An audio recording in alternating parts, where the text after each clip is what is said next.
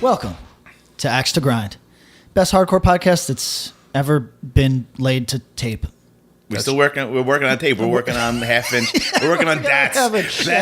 Precisely right. It's rolling through. Precisely right. I'm Patrick. I'm Bob. And I'm Tom Kellogg. Oh. Nice. And this is an exciting episode. You are going to be pumped, but before we get you all juiced up, before we lather you up, let's talk about our sponsors. Death Wish Inc. Death Wish Inc. Holy shit. The fucking best fucking mail order in the game. Reliable. You know what? I've been enjoying mail order. Have you seen my little Instagram videos? We've seen them. We have. I've had friends that go, well, now that Patrick put his entire address out on the internet. I prefer his cooking videos so far. Real quick. I watch it now, and all I can hear is Bob going, you need more stuff to do. Like, you need more friends. I'm worried about you. Like, you're like a shut-in. You're like, I am. I broke my back and I can't do much, so I'm gonna, hey, check me out, opening up this like summer 2016 fucking American Apparel shirt. Last night I was gonna go to night court just to get out of the house. So things are a little dim. I live close. If you're that bored, you can always come and hang out with me. I got my shipment of 43 issues of Basketball Digest. No shit. Whoa. That's a good mail order day. 1999 to 2003. It's good. Wow. Project's coming up. I think it's a good sign when you get some sort of mail that your friends or your partner look at it and go, "What is that?" And you explain it, and they're like, "What is that? Why? And that's a good thing, I think. I mean, the clothes make sense. Clothes make sense. You're very utilitarian. Linoleum less so. Yeah. You're not about like, oh, I got this new shirt because I liked what it looked like. You're like, if I could walk around naked and that was not frowned upon. If I had a better body, I'd walk around shirtless all fucking day. Outside? All fucking day. 27 degrees right now. Well, yeah. Yeah. But even during the summer, you'd literally just like fucking stroll down Bushwick and be like, I would be like the kids in the neighborhood that wear a shirt around their neck. Around their shoulders. And yes, around their shoulders. Not around the torso. Yeah, because I think shirts are lame as fuck. Really? I'm a fan. A good shirt will get you far. So I'm a good. I gotta fuck. So I'm so much of a fan of shirts. There's been times I've gone to bed shirtless, and I've woken up wearing a shirt. No shit. Oh, in your sleep. That's some fucking like DL body shame. Yeah. That's internalized. Yeah, I literally would wake up. I'm like, where the fuck did I get this shirt? All right. So speaking of shirts, let's talk about some shirts that you can get from Death Wish Inc. Certainly, yeah. If you go to deathwishinc.com, enter the promo code Axe to Grind, and you're gonna want to spell it out. We might need to change it up. I've been getting the spell it out thing. I don't want to cast aspersions. Nah, you don't want to name this person for me because it's going to get real. We don't want that. It's our catchphrase and it works. I agree. What is the Death Wish Inc. shirt that you want? I like those black on black, but are they still selling those? No. I got my blacks on black on blacks. I gouge away in my AF. So here's the one you need. Yes, I was going to say, I have been straight up filleting bitter end recently, so... Get a little more today. Yeah, probably. I'm going to go with the bitter end one. Do they have the one of the guilty and charged? Guilty as charged, and it's on sale. Oh, yeah. I might order it today. And you take 10% off of that. Mm-hmm. Take 10% off the sale price? Are you kidding? Get that shit! What I'm going to tell you is go spend heavy and get the blacklisted G in Flight black t-shirt. It's the one with George jumping. Yeah, it's a classic. Cool shirt. I think I'm going to buy a Jane Doe metal cup. Oh. They have a steel mug. Yeah, that's a really nice thing. I like a steel mug. National Geographic does one with a carabiner. Oh, this is not, yeah. So hold on. Before you close that. So we just listed shit that we all respect, but is a little bit older. Give us something. A new one? Yeah, give us something that's a little new. Let's see. I actually was a fan of their Gouge Away shirts. I thought those were all really nice. Is it the line art? What is Gouge Away doing for merch at the Death Wish store? The line art. What do you guys think about an album cover shirt? You like it or don't like it? Can be classic. Has to be right. Yeah. Underdog 7-inch shirt. Poof, perfect. Yeah, I mean... That is perfect, actually. They didn't have to do another shirt after that. Nah. They could have just sold that ad infinitum. Props to them for keeping their shirt selection pretty limited. Now, they've done some weird color changes, but some of the stuff is pretty good. Yeah. Something newer. The Gouge Away shirts are really good. What do we got in the Super Unison? In a 2X. Super Unison shirts. What do we got in the back in the Super Unison in a double X? So this is a conversation we've had kind of with everyone. Let's do newest. New to old. Stay up on the new stuff. Yeah. New gear, new stuff is good. don't be too Marie Kondo on that. You know, She's changed the world. I told Amanda I'm going to do my parody, which is I was like, yo, what if Marie Kondo was Mark Conder? He's just some guy from New Hampshire, and it's a combination of the Marie Kondo and that guys really be living in an apartment like this, where it's just a dude with a chair, and a TV on a leather box. chair and an Xbox. Yeah, and it's like, yeah. So now y'all who are on this Marie Kondo, that dude did it first. It got recommended. What's her name? Marie Kondo. Marie Kondo. She got recommended to me last night in a professional capacity. Like I was talking to somebody that I have to do actual business with, and they said, you know what? While your girlfriend's away, you should watch Marie Kondo. And I said, okay, maybe. I don't know. I'm going to be Mark Loft and just have a ton of shit everywhere. Mark Loft. Here's the thing. If Get a condo, Loft? Yeah, thank you. Thank you very much. I would never miss one of your things. Yeah, but I'm not really that obtuse. It's pretty easy. You know what? The cult leader shirts are really good, and they go along. I with like the album that. art. Do they have an album art one? Because that album art it is really fits fun, right cool. in with the album. Yeah. So get that cult leader shirt. Thank you, Deathwish, for being a great sponsor. Marie Kondo was recommended to you professionally. Yeah, well, here's the deal.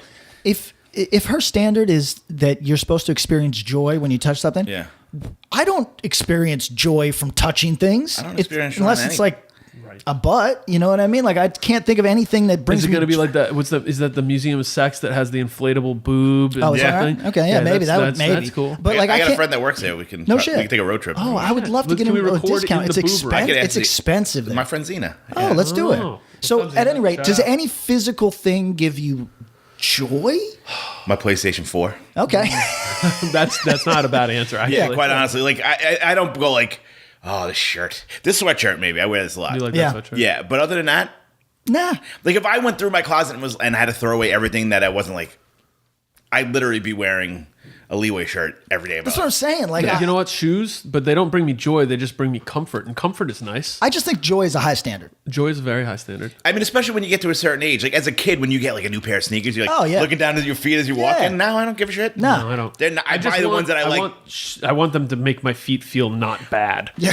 Right, and Give me you want some- them to look halfway decent. Give me some. What are they Not called? even Starters. I'm You're like, not yeah. a sneaker guy for a basketball dude. I figured you'd be more of a. I like sneakers on the basketball side. Like I like that. Yeah. But being involved in hardcore and seeing people who don't give a shit about basketball who are like sneakerheads, I'm like, Bothers you a little bit. it doesn't bother me. It just makes me feel weird and makes me go, oh, okay, that's cool. Yeah. Do Okay. you? What- And I'll just stay over here Yeah. with basketball. What are the shoes the sneakers that you wear if you're like a bartender or a nurse that are like for Oh, your yeah. What are those called? Not Like Asics. they're for your they're like Arches? Skechers of archers or so, yeah, you know what, Oh, you know what I'm yeah, talking yeah, about? Yeah. That's what I'm those. one step from that. I think you're a step from a Croc. I am a step from a You would definitely wear. You would walk down Bushwick in Crocs with no shirt on. Absolutely. So you know it would look good with Crocs is the limited edition Triple B X Champion reverse weave hood. 100% Crocs, Tevas, anything. Boom. Boom. You can wear cool Nikes or Crocs, and they all looking good with this. Yes. So you're going to go to triplebrecords.limitedrun.com, enter the promo code. Axe to grind. I mean, Oh, you- sorry, but you have to spell it out. As There's no two, as Amanda there's no- posited, but don't you? You have to. You literally. mean, what you are you have to. not It's going to inherent. do? Yeah. You have to. Spell it. So whoever made that suggestion that they don't like us spelling it out, give us an alternative. I'll hear you out. I mean, I'll go AXEPO. That's I'll not actually spell it out. That's if you less wanna. pleasant for sure. Yeah, well, let's do it. Well, we can Fuck maybe it. we get jingly. AXETOGRIND. Did you see the way he just got punitive? It was great. Yeah, all right, cool, man. Good. Here we go. He said you Speaking wanted of to- the fucking to my buddy Matt that I hung out with last night. He donated his car Oh wow. to Cars for Kids. Oh, okay, great. And the woman wow. goes, "So how'd you hear about it?" So he goes, "Come on." And she goes, "From the jingle, huh?" He's like, "Of course." So yes, I bet they hear that all the time. Who was just being like, who would know that otherwise? I know I could sing that song right now. So That and Selena and Barnes. If you want to be a part of the rebranding on our promotional push at the beginning of these episodes, you should give us a call at 732-443-3887 and sing a jingle of some sort for us. Oh, wow. If you do a good job, we might have you come on. We might try to get you a better recording of it.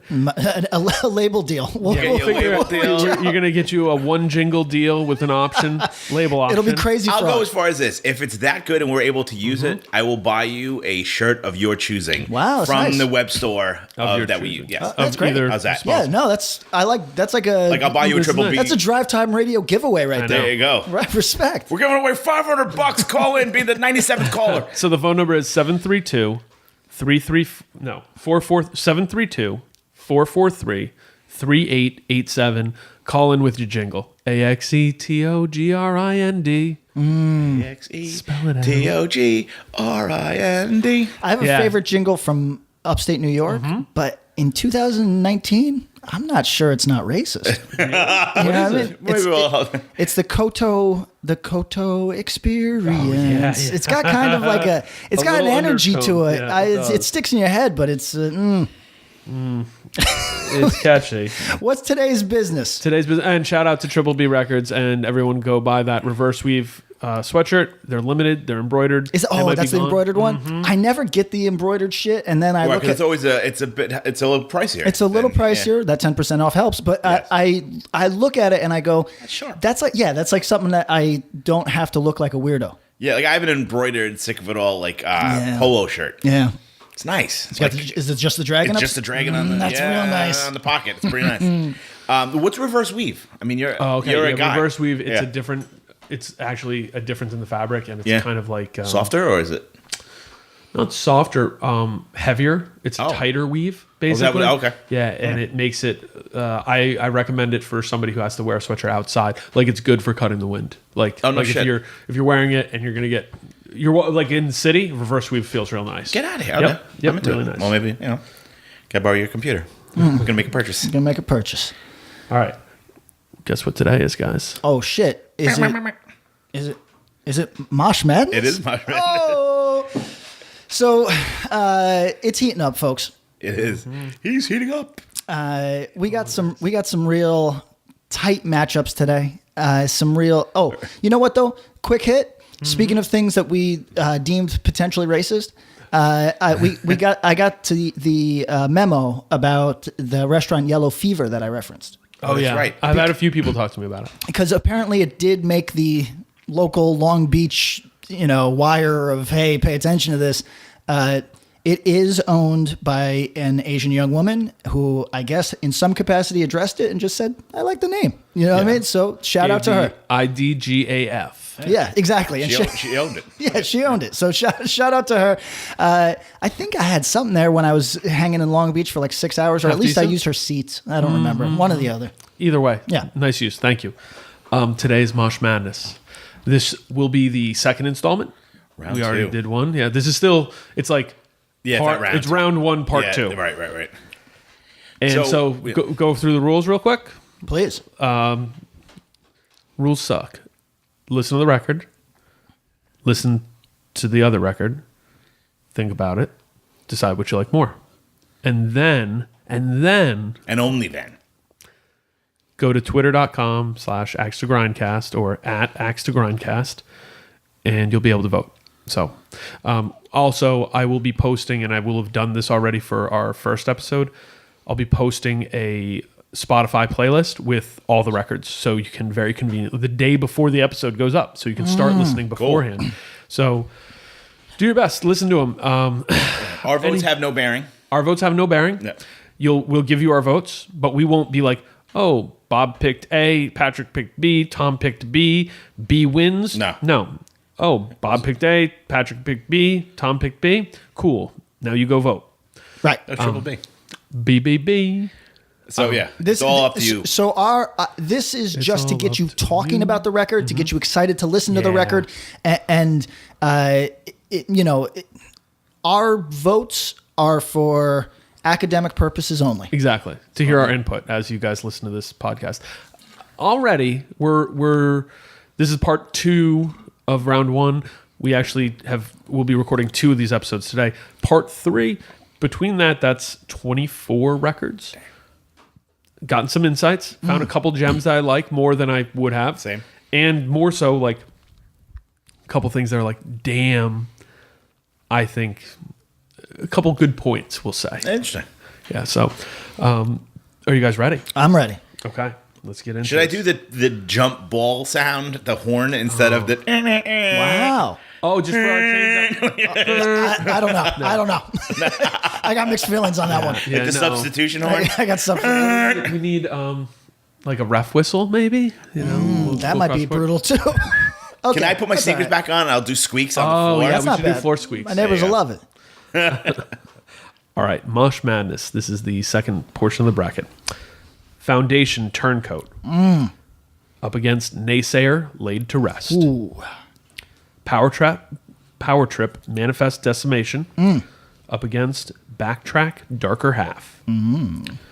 Vain Error Zone versus Misery, Absolute Light. Nails, Abandon All Life. Up against Fire and Ice, Not of This Earth. You guys ready? As you can tell by my ad libs, I'm like really pumped. You're really pumped up. Yeah. Did you drink 3 yerbas? Is this your third of the morning? I told you about my urine problems. I can't fuck with all this yerba. Oh, there's Really? a yerba in the fridge for you. Oh, That's kind of you. It's so nice. It's I went and a got a nice bunch of treat. drinks. It's a nice treat. So I'm trying to do every other day because I'm trying to isolate why my piss smells weird, man. Asparagus. No, it's got to be more than that. I only eat asparagus once a week. Been eating peppers a lot? Maybe. I thought it was onions. And then I tried. eat a lot of onions. I do. I love onions. My girl's away. I'm going hard. Going hard. And I tried to isolate that. And then I think it might be the caffeine, honestly. Caffeine's a weird thing It's the for thing you. that I'm Make trying to your pee smell isolate. weird? Yeah. Does it? Are you making this up? Are you doing bro science, or do you actually look this up? No. So For all Wow. the things that he looks up on Yo, Wikipedia, That's this the is one not thing he one. doesn't. Yo. There's got to be a YouTube about it. Let me tell you. Let me What tell makes you. my pee smell funny? When I looked up what makes my pee smell weird, there's all these. Oh, my God. So why does my pee smell like? And then if you let that it's finish, gonna- forget it. there's a Oh, like ton the of crazy predictive shit. kinda- Yeah, yeah. predictive googling, a ton wanna- of weird shit. And why does my piss smell like coffee? The answer is you've been drinking drink coffee. coffee, yeah. Why does my piss smell sour? Why does my piss smell sweet? Can be diabetes. Why does my piss smell sour? Can be a lot of stuff. And why does my piss smell burnt? Is an interesting one. Ooh, interesting. But- Why? Yeah, why is That's a UTI. No, sour's UTI. Burnt is potentially something bad. But, Oh, yeah. But like Cancer. Go. Well, Go to the hospital now. I Yeah, can't. holy fuck. I can't isolate what this weird smell Dude, I'm is. never gonna pee in peace now. No, but hold on. I'm gonna get down in like. Oh, you want to hear a wicked thing someone did to me years ago? A woman I was seeing was like, "Oh, do you spit in the urinal when you pee in the urinal?" I'm like, "No," and she's like, "Oh, that's weird." I'm like, "What do you mean?" Yeah. So now I spit in the fucking urinal. I mean, I do that here It and was there. so and I don't weird. know why. I'd say once every 2 years, maybe. Yeah, 'Cause I it don't- made me always think heard- about it Because I don't like think she spit. was fucking around with I don't my like brain. spit. No. Like boogery spit. Like phlegm. phlegm. Yeah. Oh, when I see it on the sidewalk, I almost puke. I say, No, get this shit the really? fuck away from me. Yeah, I get real nasty. Yeah, I mean, I don't like it. let me tell you. I mean, yeah, it's not, I'm not a fan. Let me tell you a fun conversation. Uh-huh. So More fun than this. This pee thing, I've been following This it. pee thing. I've been following it scientifically, trying to figure it out, whatever. And one of the options is chlamydia, right? Oh, okay. But I've been with the same woman for a long time now. So Oh, the other shit. day I call her and I say, "Have you gotten an STD test?" And there's this long pause of wow. fucking no. You know what I Yeah. mean? And I was like, do I need to? You fuck. Yeah, right, Yeah. right. She thought I was giving her like the worst news. Yeah, like but there's a growth. but I was like, This look. is some Diane Lane, Richard Gere, unfaithful shit right yeah, now. well, Damn. well, I was like, Who's like, the handsome French guy? Yeah. Olivier. Oh, whatever good. his name is. Gerard Depardieu. He's not handsome. he was like a troll. might The other be. guy was He handsome. might be. Fuck. I don't think he's too bad. Gerard Depardieu, let's take a look. Look at him. He's not- oh, yeah, In he's his not. current incarnation, he's not killing Oh it. my But he's God. probably also 60. I think. Right? I think he moved to Russia to avoid taxes. Oh shit! We aren't putting that on anyone, no. Oh my especially God, not yeah. Amelia. Good So- God. No. So Olivia here's- Martinez, maybe. Here's the thing. Handsome fella. Sounds like he could play baseball. He could. He was a shortstop for the Expos. Kenny Bunkport Mets. Yes. It was funny listening to my girlfriend because Fucking no is a good answer. she thinks it's lame that I don't like actively kind of flirt with other women. Yeah, huh? But she would be pretty irate if I gave her an STD. From you know what another I woman. mean? So it's a very Especially, fine line. It's a pretty fine finally. Up to and It's interesting that you don't see the big discrepancy between them. yeah. Like you can't be like, thanks. Let me tell you. And to be like, hey, let me tell what you about honestly. this? So, Amelia, like, it's okay if you're kind of like flirty or suggestive with other women, and then you come home with this. You're like, you told me to flirt. This is what I do. Like, This is the line. She's European, so she thinks that shit is sexy or whatever. Of course. But like the other day, a woman tried flirting with me, and I was like, okay, I'm gonna do it. I'm gonna do it. And then I tried flirting with her. You sent her a picture of like Green Arrow. No, Like, that's the thing. She asked for a photo, and I had the weirdest, most visceral reaction. I didn't say this to her, but in my head, I was like, "That's for my baby." You know what I mean? yeah. Like that's not for you. Like, Oh, did you say that to her? No, but I that could have actually been sexy. I That dropped should have it. been I dropped the conversation because I'm not sending anybody a fucking photo. That- but like, I have a question That's for you. for my baby. How dare with you? the, yeah. How That's what I wanted fucking to be dare like. you? I I wanted think to the be tweet return tweet. That's for my baby. ... And like At the so-and-so. double pink hearts. Right. It's just enough. It keeps it moving. I think Amelia would have appreciated that. maybe. You got just to the line, but you No chlamydia. Yeah. no chlamydia. So we're pretty sure you're chlamydia free. I mean, if 80%. Oh my god, I can't believe we're having this conversation. well, if our son, Thousands of people here. Welcome to Mosh Madness. I mean, if I've had it for fucking like 3.5 years. Does you it know what lie I'm saying? dormant? Like maybe. Are we I don't know. doing the episode of The Office where dude calls all his formers and is like, "Hey, maybe. did you have chlamydia 3 years ago?" Well, neither Amelia nor I have displayed any symptoms. I think she's gotten tested more recently than I have, but we've been together for so long. It hasn't really fucking been. I'll hook you up. You know what? I got you a clinic. We can send you. I was giving semen. Whoa. Remember when I was selling semen? No. Oh, well, I was selling semen All right. during that time. Do you So remember actually, I'm fairly certain that I am. Could you have given yourself chlamydia? Like you didn't wash your hands? I don't know. Is that possible? I heard. It's one of those things where if you, instead of buying shred dye, you cut it with scissors, you get chlamydia. I think actually. it's like the Babadook if you think about it too much. Yeah, but yeah, true. I think it follows. yes. Literally. Anyway, for our listeners, I'll confirm within weeks, but 99% chlamydia free. We'll confirm it in the notes on this episode. 99%. There's So- that 1% you still have it. Yeah. Or that Mosh you have- Madness yeah. All right, maybe we'll Foundation Turncoat. Let's go into it. Okay. From chlamydia to Foundation Turncoat. What's catchier? Their best effort. I don't care what anybody says. 100%. Oh, thank God. Yeah. I didn't want to have to argue the pedantic. No. I mean, I do enjoy all their music, but I feel like this is this is the perfect ending. Yes. Best recording they've had. By a million miles. The songs are fucking hard, man. Songs are hard and heavy. Yes. Yeah. Would you guys, is this metalcore? No, You think it's metallic hardcore? I do. Yes. Has some true metalcore like it's It's a lot more metalcore than their previous You know what I mean? Yeah. Yeah, but I would still put it in like when did Integrity become something other than I don't think it sounds very much. It's Yeah. hard. Integrity has such a specific sound. I don't use metalcore in a pejorative sense, and that's why I'm saying it. Yeah. Like here, It might be metalcore. I think it might be metal. There's a lot of that they didn't have before. They were a little bit like It's their heaviest record by far. Yeah. You know what I mean? yeah, Like, is when this? the Smoke Clears was a little bit more hardcore. Than I think this is more like. Is this more metal core sounding than something like Buried Alive? It might be. I don't know. To my ears, I hear plenty mosh. You know what I mean? Plenty mosh. But if I had to split hairs between the mosh and the metalcore on this, I would say this leans closer to like heavy mosh.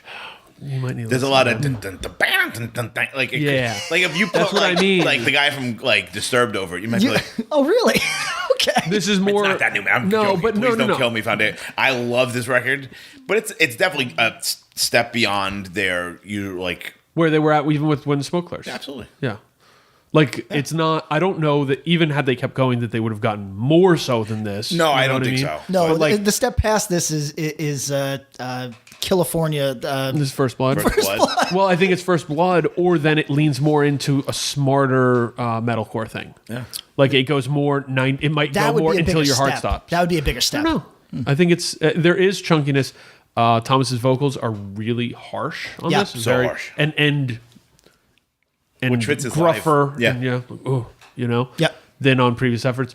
I have a weird thing with Foundation. Like, I think, one, I respect them. I think they were a superior live band. Like, When we were on that tour with them, they were fantastic every night. Like we're opening for Half Heart on Half Heart's final tour, and still put it on, and still have people who are at those shows to see them. Yeah, they were not like, hey, we're just along for the ride. They were no. Their sets, it's like it's one of those situations where, what's your favorite Foundation record, Bob? Oh, the Never Stops Raining 7-inch. That one that they almost don't acknowledge, not in some dick way. No, but, it's like, but they've had so much material. It's a weird, and it's their most like, it sort of sounds like a new age record. Yeah. It's like, I like it a lot.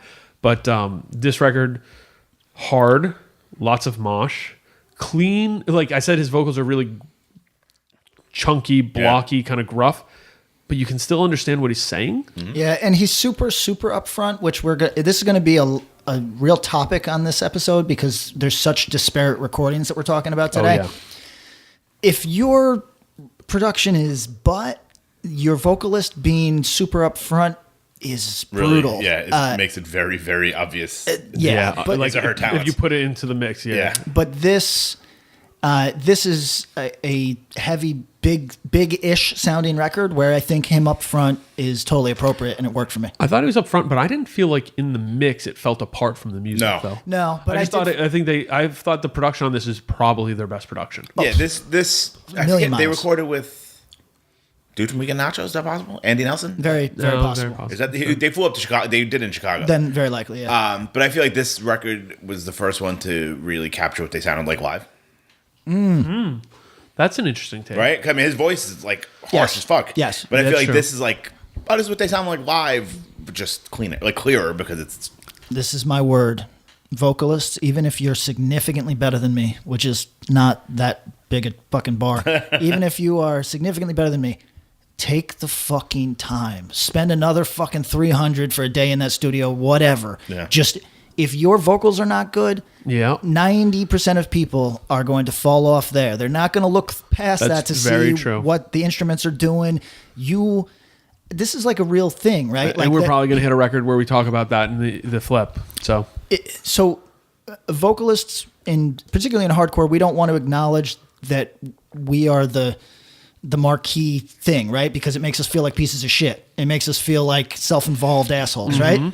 But like, for many, many listeners, you may not be the most important, but you are the tip of the spear. And you're the tip of the spear. Look at the photos. Go to a band photo site. And I know photographers are conscious of this and try not to. When you're taking pictures of a band, if it's a 50% singer, 50% rest of the band, you're probably doing good. Yeah. Mm-hmm. Yeah.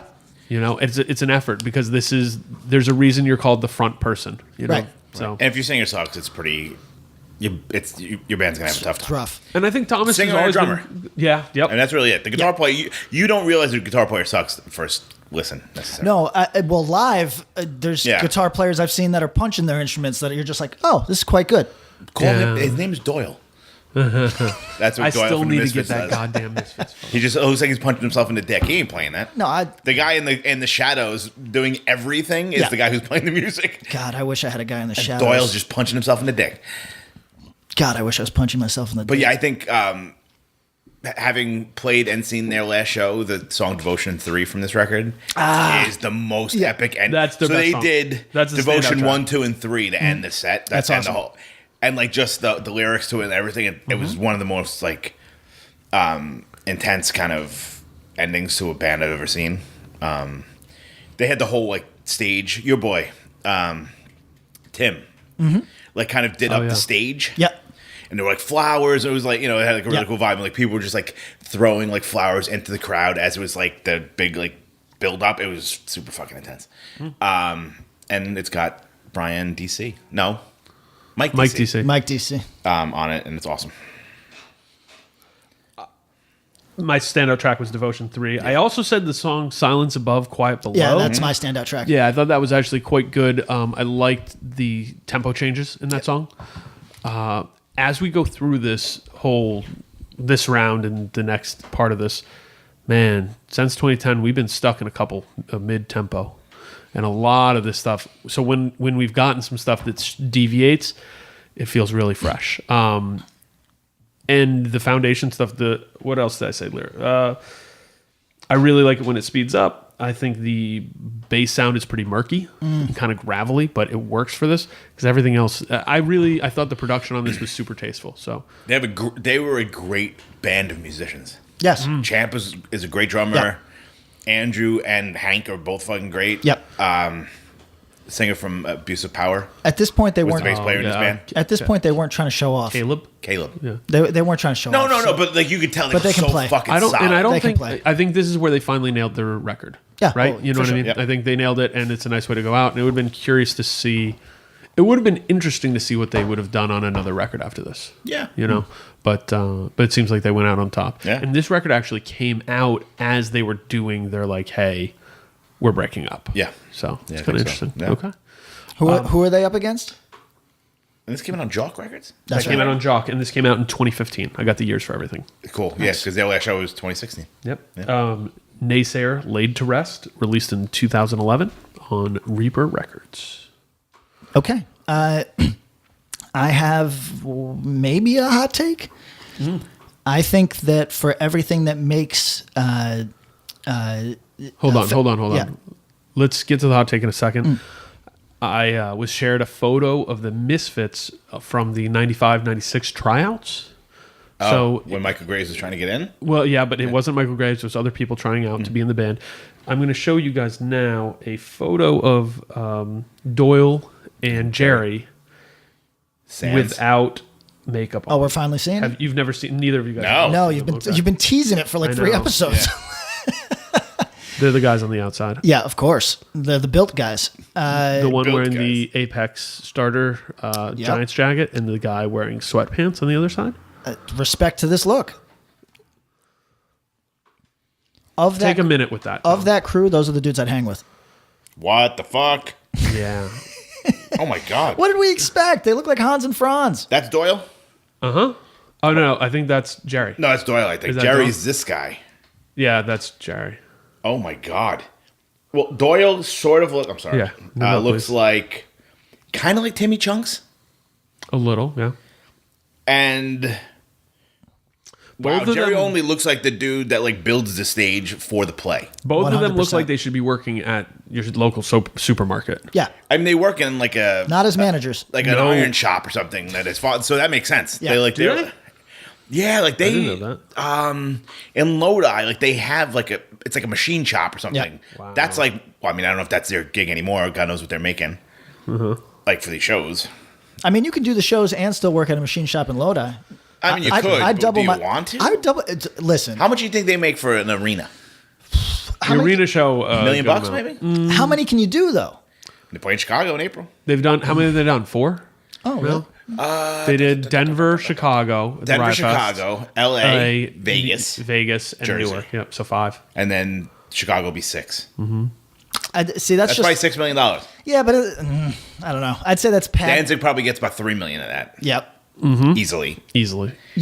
I think that the reason that this didn't happen for so long isn't animosity or any nonsense like that. It's financial dealings. I mean, if you ask me Across the board, though, if, not yes, just exactly. this. If you Yeah. ask me the deal, these are purely financial, and that those guys are communicating in a way you would with someone you play rec league softball with, more Yeah. so than friends. Like, Oh, like, no doubt. Yeah, you and Jim get along fine, but you Yeah. show up, you play.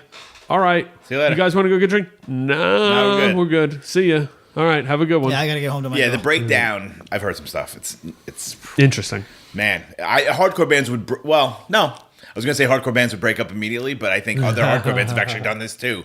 Like there's a singer and the guitar player that's like pretty famous, and the other guy's like, you take half, you take a quarter. Here's We're let's going to speculate. take half each, or we're going to take 40% each, and you guys are going to divvy up the 20%. Right, The yes. rest. Yeah. Okay, so two things I got to get out of the way.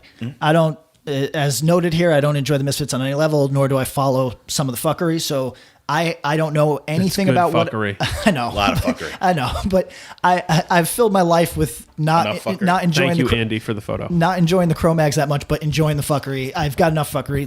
But here's my point. Hybrid moments. You guys might know more than you wanna scream, might know scream with me. more inside baseball stuff than I do. So let me just be ignorant for a second. Do you think the deal got more equitable or less equitable to make this happen? Like between the band members. Yes. I bet you one of them got more than... Because I'm guessing it got more equitable to make this happen. I don't think so. You know, now that I'm thinking about it, no, because Danzig is like... I think it was just... It doesn't happen if you without want Danzig. This, here's what I need. But I think that's what it was.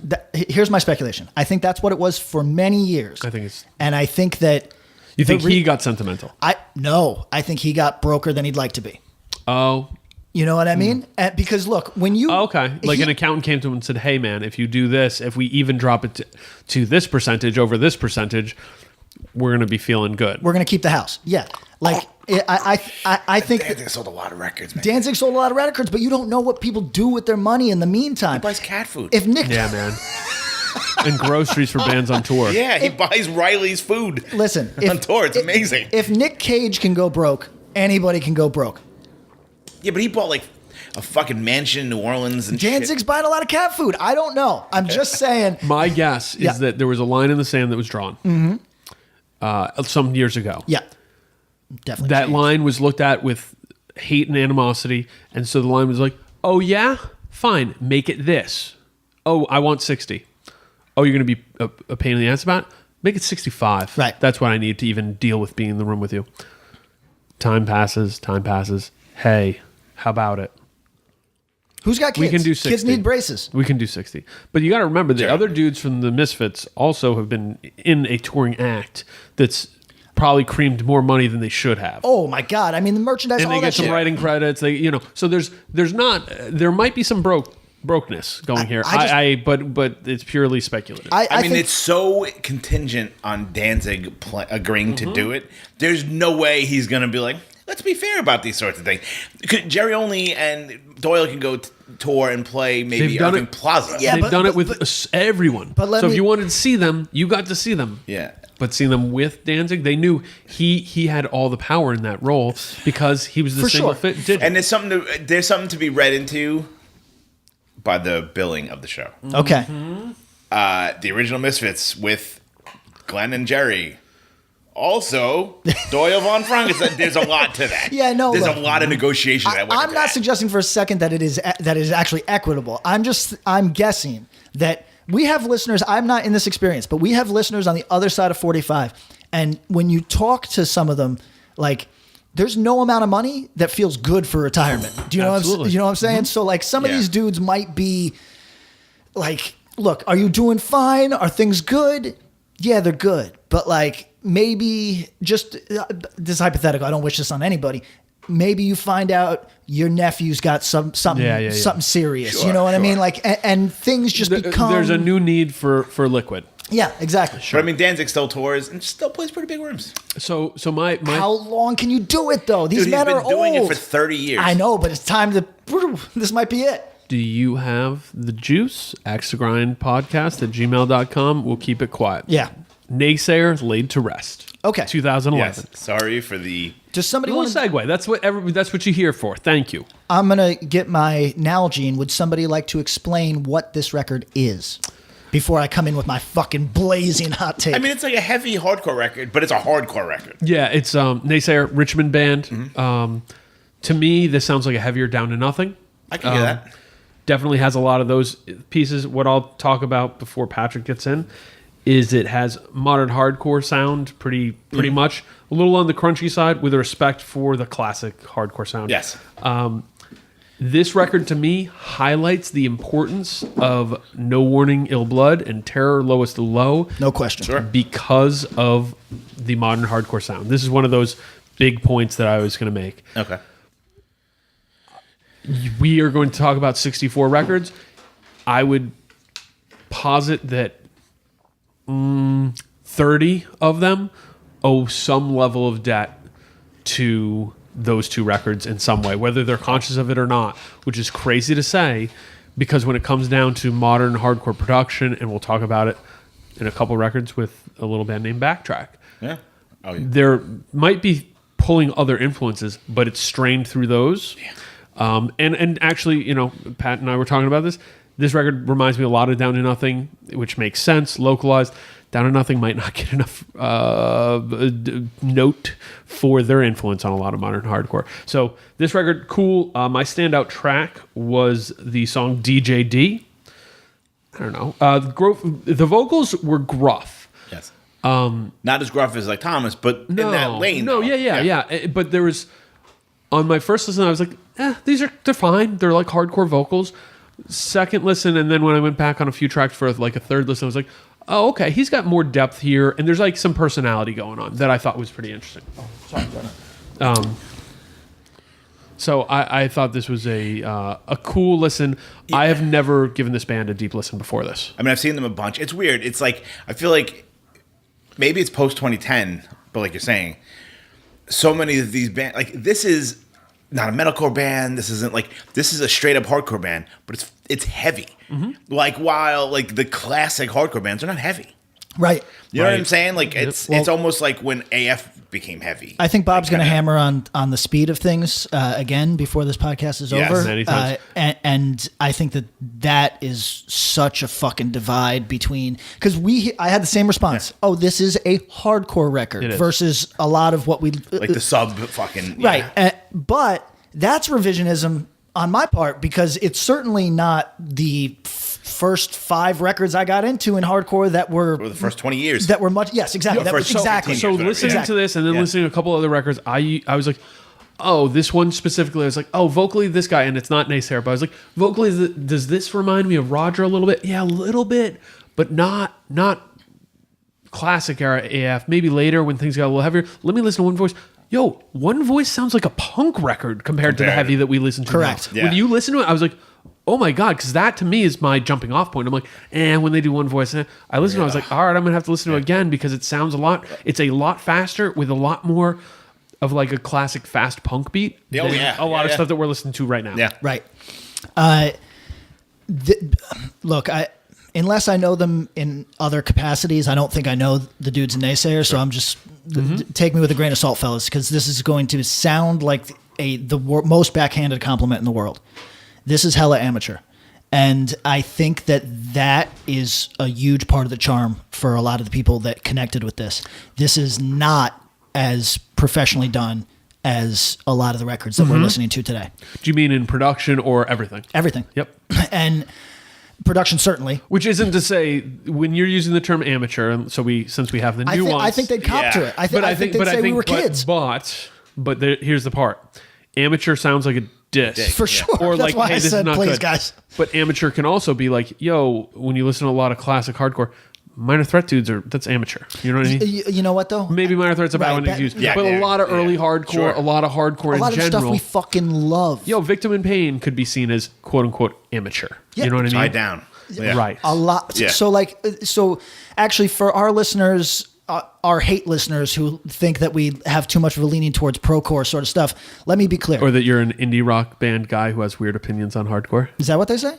Have I finally graduated to indie rock? You're an indie rock guy. I mean, finally, the money. You're a guy from an indie rock band. I need the fucking money. Thank you. You are a guy from an indie rock band. You're like Julian Casablancas. The time. We're talking about a lot of handsome men today. I like that. All right. Was he handsome? I don't know, but Olivier, I looked at that guy. He's really good. Yeah, you can't look him directly in the eye. It's just Julian Casablancas. Really? People loved him. I don't know if he's. I didn't think so. Yeah. I didn't really think. Yeah. I think he's the son of a model, right? So like, or someone who like was involved in like elite modeling, or the owner of Elite Models and a model. Are his folks. You know what though? That doesn't always. It doesn't always translate. No, it's true. If you know a good-looking couple, usually the kid's not that cute. That's true. It goes both ways. They could go either way, yeah. Right? But then you get two people that are like, oh my god, you'd make Ray Charles flinch. They have a good-looking kid. Yep. I don't know.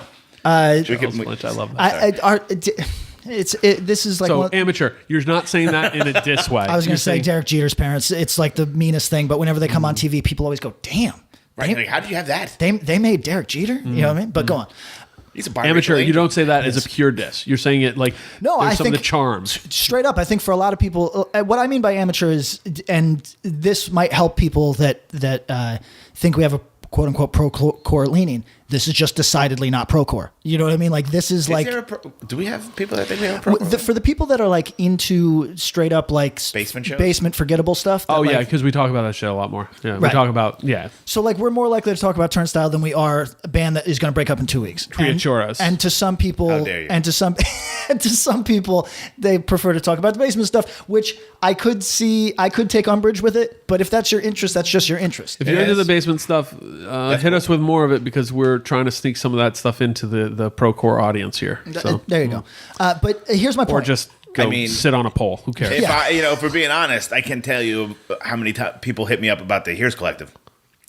saying what that they hadn't heard about. They hadn't heard about it. Yeah. And now everyone's like, dude, this is awesome. I'm like, I know. Yeah. Oh no, I think we So turned we do. people on to some of the basement stuff for sure. But like, I'm not going to a basement show every fucking Saturday, so I can't really tell you. I also just think it's hard to keep up with the stuff that is kind of intentionally breaks up. You know what I mean? But anyway, point is. NAYSAYER. Point is. Yes, NAYSAYER, sorry. Who have not broken up. Is that true? Yeah, no, they still do. I mean, here and there. But not a I think lot, I think they throttled back. There was a point where I think this band did more touring, Yes. certainly than they do now. Yes. But kind of a regional thing always, right? Like they were. Oh yeah. Like there was they. I wouldn't say they owned Richmond, but they dominated a lot of stuff like that. Okay, so.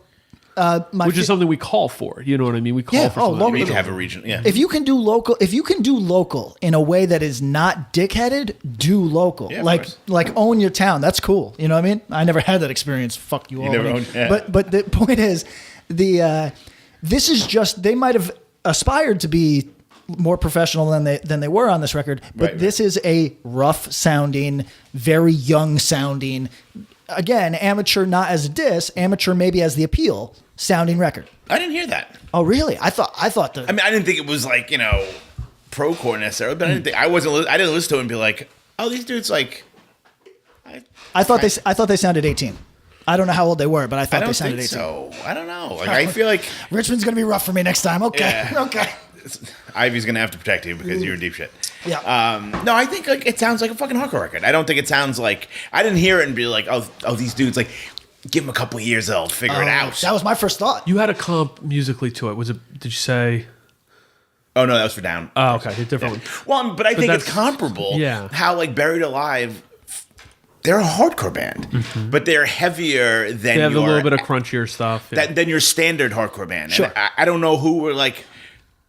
Bob's like, all right, like who would be the comp to Buried Alive? Like the band that's like, I mean, you guys are you're not a metalcore band, you're a hardcore band, but you're heavier than Youth of Today. You know what I mean? Going back, I don't think that even Like, that are didn't they really one of the exist. early No, ones? there for modern sound, sure, Yeah. because then you go into some of the like I mean, like the new age stuff was like decidedly hardcore. Some of it. okay, no, yeah, you Like know what? You want outspoken a good comp is to think about like what was going on in the late '80s in California, and even into the early '90s, and then listen to Chorus of Disapproval, where Sure. it's got a little bit more like heavier low end, Sure. where it's like dun dun dun dun. No, that makes sense. Yeah. But it's not. I think Buried Alive is where you get some more of the crunchiness, where it's like, oh, you're taking clearly metal guitar parts and putting it to this. But like to me, this is a very post-terror hardcore band. You know what I mean? Yeah, I mean, like, they were where so you can tell this is a pervasive, band yeah. who like. I don't know the guys in NAYSAYER very well, but I believe they're all about my age, so about okay. in our age range.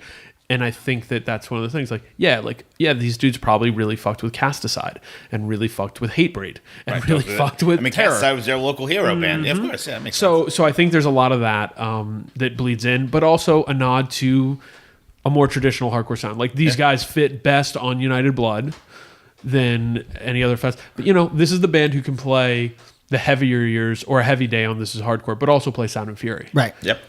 Yeah, absolutely. So yeah, I think the standout track.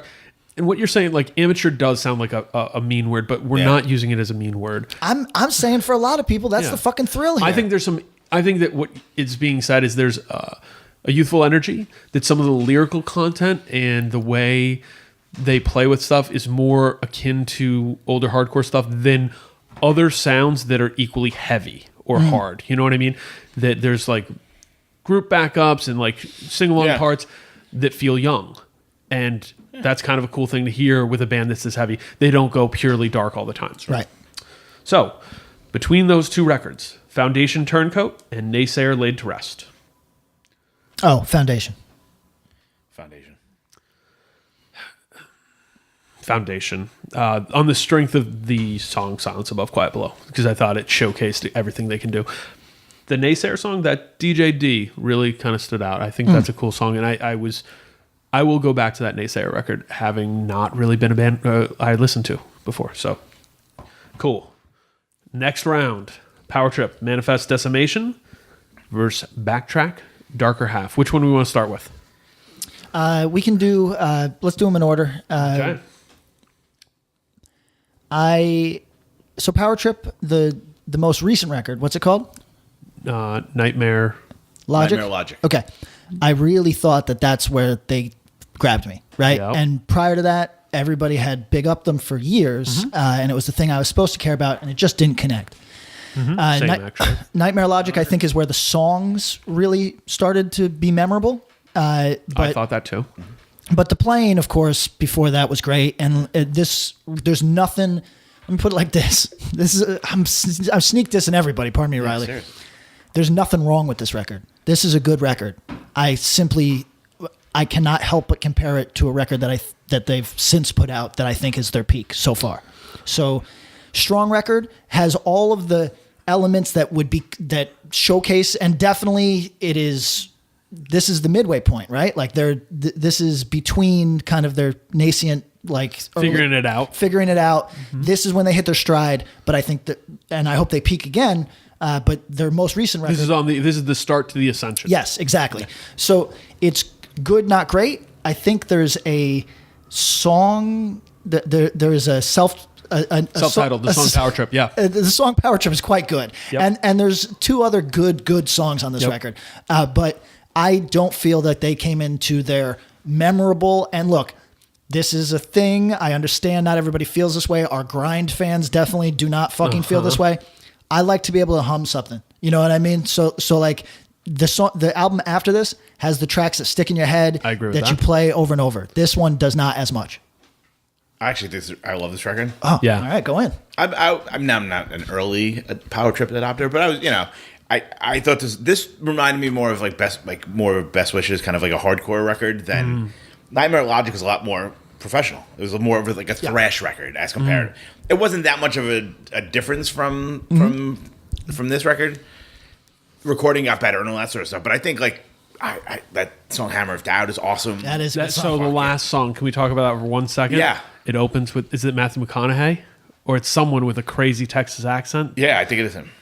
Talking about, he's like, I'm from Texas. Oh, yeah. We don't play like that. Whatever he says, it's fucking so good. I mean, there's a lot of it's the last song on the record.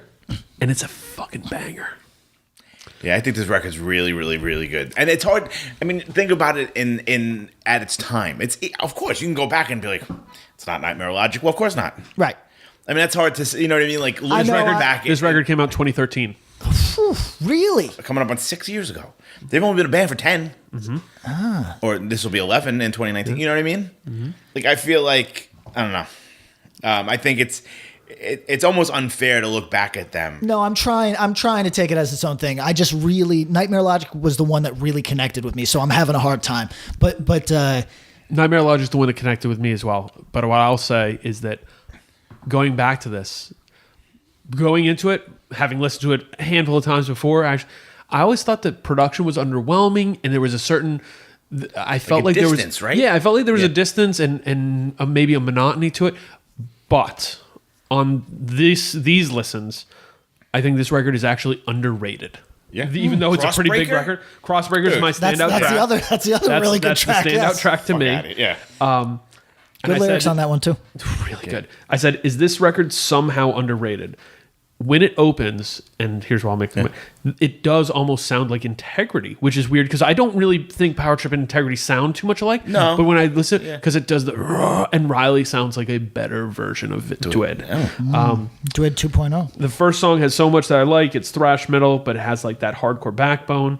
And I thought that there was very little off the pedal. It was just going.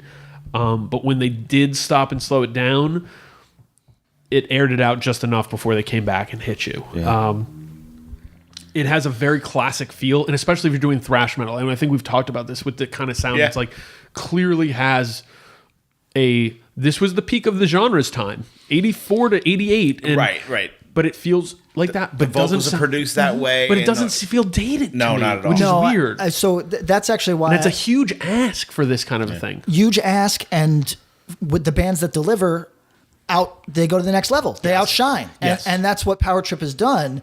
Right. And this is no diss to anybody playing a very classic style of thrash. Yes. But that is like playing classic emo core. It's like playing classic Youth Crew. Yep. It's self-limiting in the respect that your audience is always going to be your audience. Nothing wrong with it per se. You're going to do anything to get any attention outside of that core demographic. You're going to have to go so above and beyond with limitations in your creative breath. Yeah.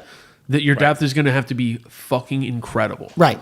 I mean, having seen them a ton on this record, they were doing quite well. Yes. Oh, I'm sure. Oh, yeah. I mean, like, it wasn't like, oh, like, this is cute. They play. I mean, they were selling out places. They were packing places. Mm-hmm.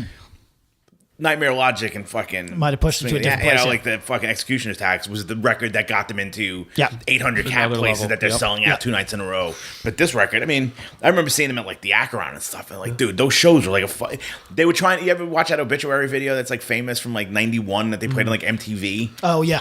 That's what it looked like. People just like diving wherever the fuck they could land. It was just like chaos. That made Obituary look cool to me when I don't like that. Obituary fucking rules. I know everybody says that, but like that's Dude, like a thing. That's a fake hardcore thing. All hardcore kids are like, bro, Obituary, and then you watch bands cover Obituary, and nobody gives a fuck. Right. But you know, I fuck with Obituary. But anyway, Yeah. no, I thought this record is pretty fantastic. It's obviously not Nightmare Logic, Right. But I mean, this is 6 years ago. The younger people. Oh my God. When it comes to the actual vote, I'm going to take it on its own merits. Yeah, I think it is. Sure. I think it's an impressive record. Like I said, I don't know how. I do encourage, if you have this on the background, you might lose it. But give it a headphones active listen. Like active listen, because I was really impressed with everything I heard. Riley's a superior vocalist and lyricist, does really cool stuff. And I thought this was a great display of it. They're a band who, when you put this record with Nightmare Logic, and then you get kind of some of those spattering of earlier songs that were hits, and like, they have a pretty impressive discography right now. That's like an impressive band. Best punk metal band? Best metal band made of punks. Because those dudes aren't metal dudes. It's tough. They're an interest. You know what? To put it in that way, those are hardcore kids playing metal. They like it puts them in rare air. Like, there's some other metal punk records, like Ineptie's pretty fucking good, Iron Age is pretty fucking good. Oh yeah. But these dudes might, like I said, I made that comparison. I said Iron Age is the Texas Cro-Mags, Bitter End is the Texas Killing Time. Right. I got to keep working for what Power Trip is, because they're just punishing. They might end up being the Texas Madball, who also just is. Yeah, sonically way more than that, because they're putting this was their set it off and demonstrating my style back and forth right here. Yeah, was Manifest Decimation and Nightmare Logic. Right. So great records. Up against, hailing from New York, coming Long Island, coming live from the seats of Shea Stadium. Yes, Backtrack, Darker Half, 2011, Reaper Records. Okay. I will have to abstain. This is my booking agent. No, okay. This Jimmy V. This missed me at the time. Missed me. Don't completely. give up. Don't ever give up, Jimmy. Yeah. Missed me completely. You weren't listening to a lot of hardcore in 2011? Whenever anybody says 2011, motherfucker, I remember this record release. Whenever anyone says, "Oh, it's got like a lot of no warning, etc.," I just check out, because I do remember whenever. It's not just that. True, band, but it's not every just. Every band was doing the no warning it became like a glut of like, okay, like, so Cruel Hand snuck through for me, but like that's because that was a personal relationship, right? You didn't listen to Guns Up. No, and like, even like when I would interact with those dudes, it's like, yeah, they're doing something cool that a lot of people enjoy that I just misses me, So like, it's when this came out and people were putting it through that lens, I just wasn't interested, Since then, I've seen them. I think they're really fucking good live. Yeah. You know what I mean? Their current incarnation is fantastic. Yeah. So, and I really actually enjoyed the most recent record. I thought it was a very solid hardcore I think record. Bad to My World is their best record. Their best LP, I guess I should say. Yeah. This is pretty goddamn close. That said, I think this one this one is overlong and touches the same monolith too many times. Like subject matter or sound? Sound-wise. I think we'll get to you last on this one. Oh. Because you might need to keep up. My favorite song was Life's Plan. I don't know. Just it was the one that stood out to me. This goes to the modern hardcore thing because they're clearly New York hardcore. And when I looked hard enough, I had to squint. I could see some Killing Time. I see Madball all over it. Yeah. But I could see some Killing Time. I could see some other stuff. Not too much AF, but a little bit. But what I do see is that same modern hardcore sheen where it's like, is this post No Warning? This is post Terror. Yeah. I did make a comparison to Down to Nothing as well, but a lot of that's because Vitalo sounds like David Wood. Yeah, sure. So I think that, and there is a little bit, but that's because of the modern hardcore thing. Yeah. Right. There's a sound, and we should try to define it at some point in a more modern classic hardcore. Is that what we're going with? No, this isn't heavy in the but there's the a little NAYSAYER bit way. No, NAYSAYER goes on the heavy spectrum of it. Right. You know what I mean? Is like, but like DTN isn't heavy.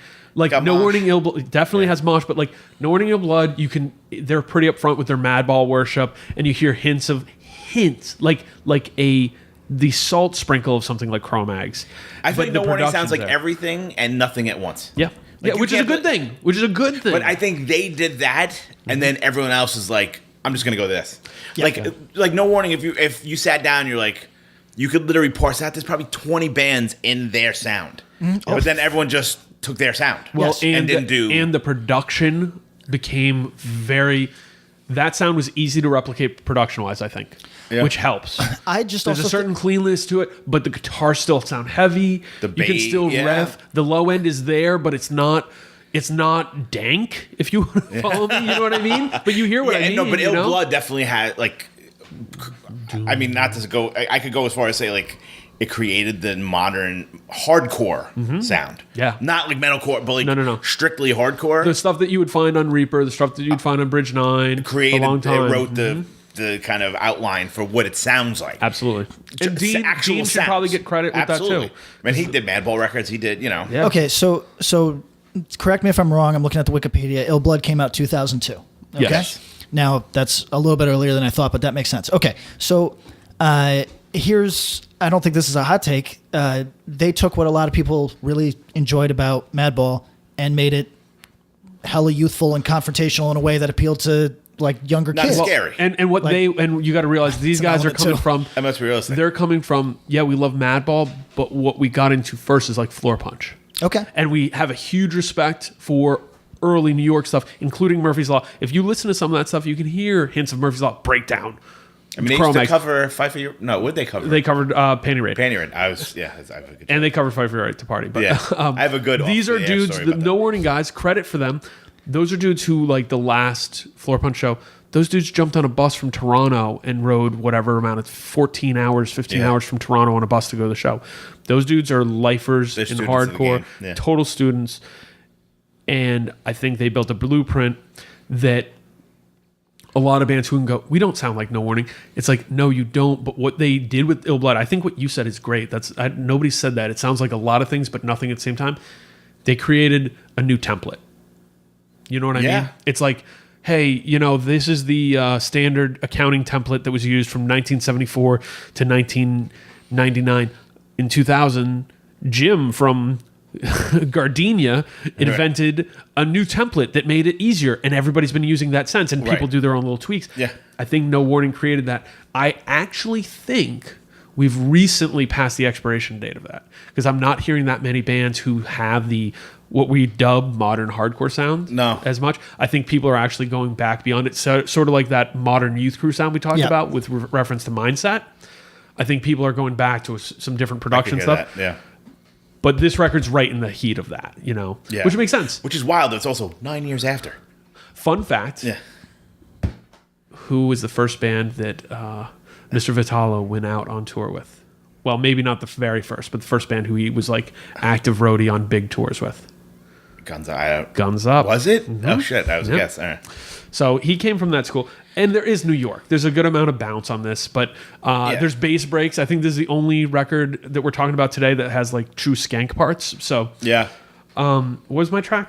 My favorite, Life's Plan. I just thought, I thought you can make out with what Vitalo's saying. I think it's cool. Mm-hmm. I like his voice. It's different from the usual for this kind of stuff, especially for a New York band. Yeah. So, all right. Anything else on this one? No. So I'm clear. Because maybe I sound like I'm dissing. Am I clear? Am I clear?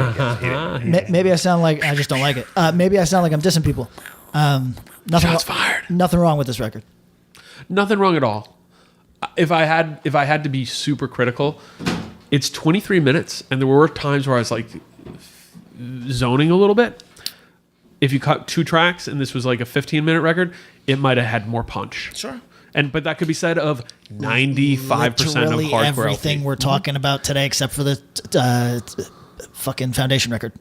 But I mean, you also think so. It's 8 years ago at this point. Mm-hmm. How young? How these dudes are? What, early 20s? 22. Yep. Right. So I mean, it's really fucking hard to kind of look at it with that lens, because when I think about like the output that we had it when I was 22, I'd be like, I could have done that a little better. Yeah. Oh, sure. So interesting part is to think that some of the bands, just the way these things laid out today, we're talking about a lot of these bands, NAYSAYER, Foundation, BACKTRAck. I'd be shocked. I would love to know how many shows those 3 bands played together. We're sort of in this, that was what I would call like Reaper Records era. Yeah. Right. Like, right. We're going to talk about another one that existed so much in that pocket. Yes, we are. All right, so let's make our picks. I didn't even get to we're going. Did you not get to talk about it? Yeah, please. Oh yeah, please. You'll go less because you have the cape, please. but I didn't have the cape. Oh, you didn't have you the guys cape. are positive. Yeah, I was mostly positive. Long for me. Mostly positive. I mean, there was good energy. 23-minute record is overlong. It's pretty fucking that's troubling. Yeah, it's a bit damning. I did say I thought listening to the Power Trip record, which is 34 minutes, right, and the BACKTRAck record, I was more engaged with the Power Trip record. It's just more riffy and there's more. There's more stuff going on. But like, I also like the Power Trip record had a couple songs that were like over 5 minutes, and I was in. Right. So it's hard, and it's hard to compare those two. There's like BACKTRAck is very hardcore, but it's hardcore in that Madball way. Like Madball doesn't have a ton of fast anymore. Yeah. It's got that like mid-tempo bounce, which is. Good. I mean, I'm all in for it. So sign me up. And I liked when BACKTRAck bounced out of that, and like they had a couple, like they have a couple bass breaks and different things, and like that was fun. Yeah, I think this was I feel like this was like their coming out party at the time. I really like the Erase the Rat song on there. Oh yeah, Erase the Rat. But I think the song Darker Half. Yeah, like. There's certain songs that have opening riffs that just like pop in your head, and that's one of them. And I think it's like it's not the first one on the record, but it's an awesome opening song. But I think it's a very, very solid hardcore record, and I think. I also think it might be understated how much this band meant to an entire generation of hardcore kids, up and down the East Coast, all over the country, Cali. But specifically Long Island. Yeah. Like.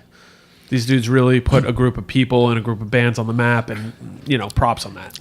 Okay, so yeah, there was crossover with an era that people don't like to talk about because one of the kids turned out to be a little whatever. But there was a Midwest thing going on simultaneous to this, or at least crossing over with this at some point. And so you had bands that were important to the East Coast. I mean, and these were bands that toured everywhere, but people identified with in the if they were doing regions. like a full U.S. BACKTRAck would headline the East Coast band that shall not be named that has been canceled and their name has expired. They would be the Midwest headliners. Who would be the Cali headliners or the West Coast headliners? Terror, I mean, clearly. Terror, but yes. Take offense. That's who it would be. So.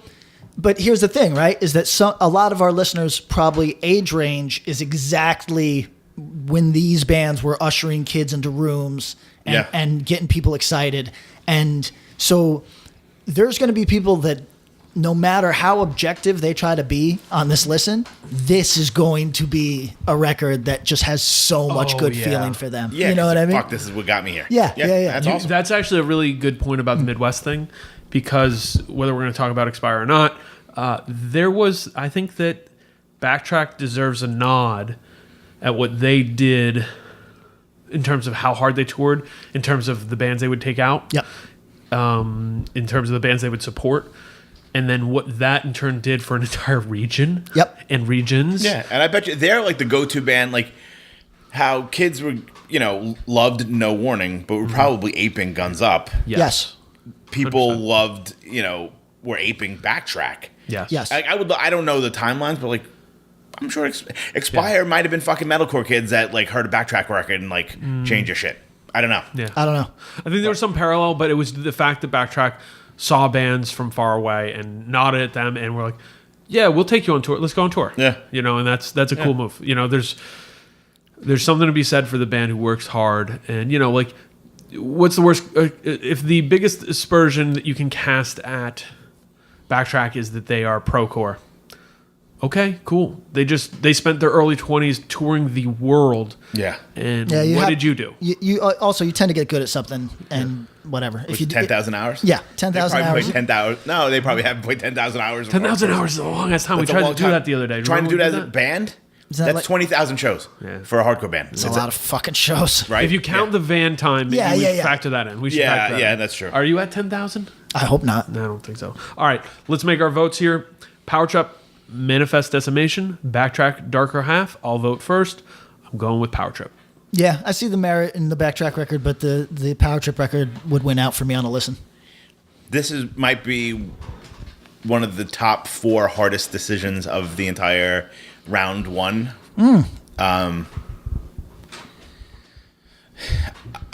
Do we need to make a pros and cons list? No, so I would probably go,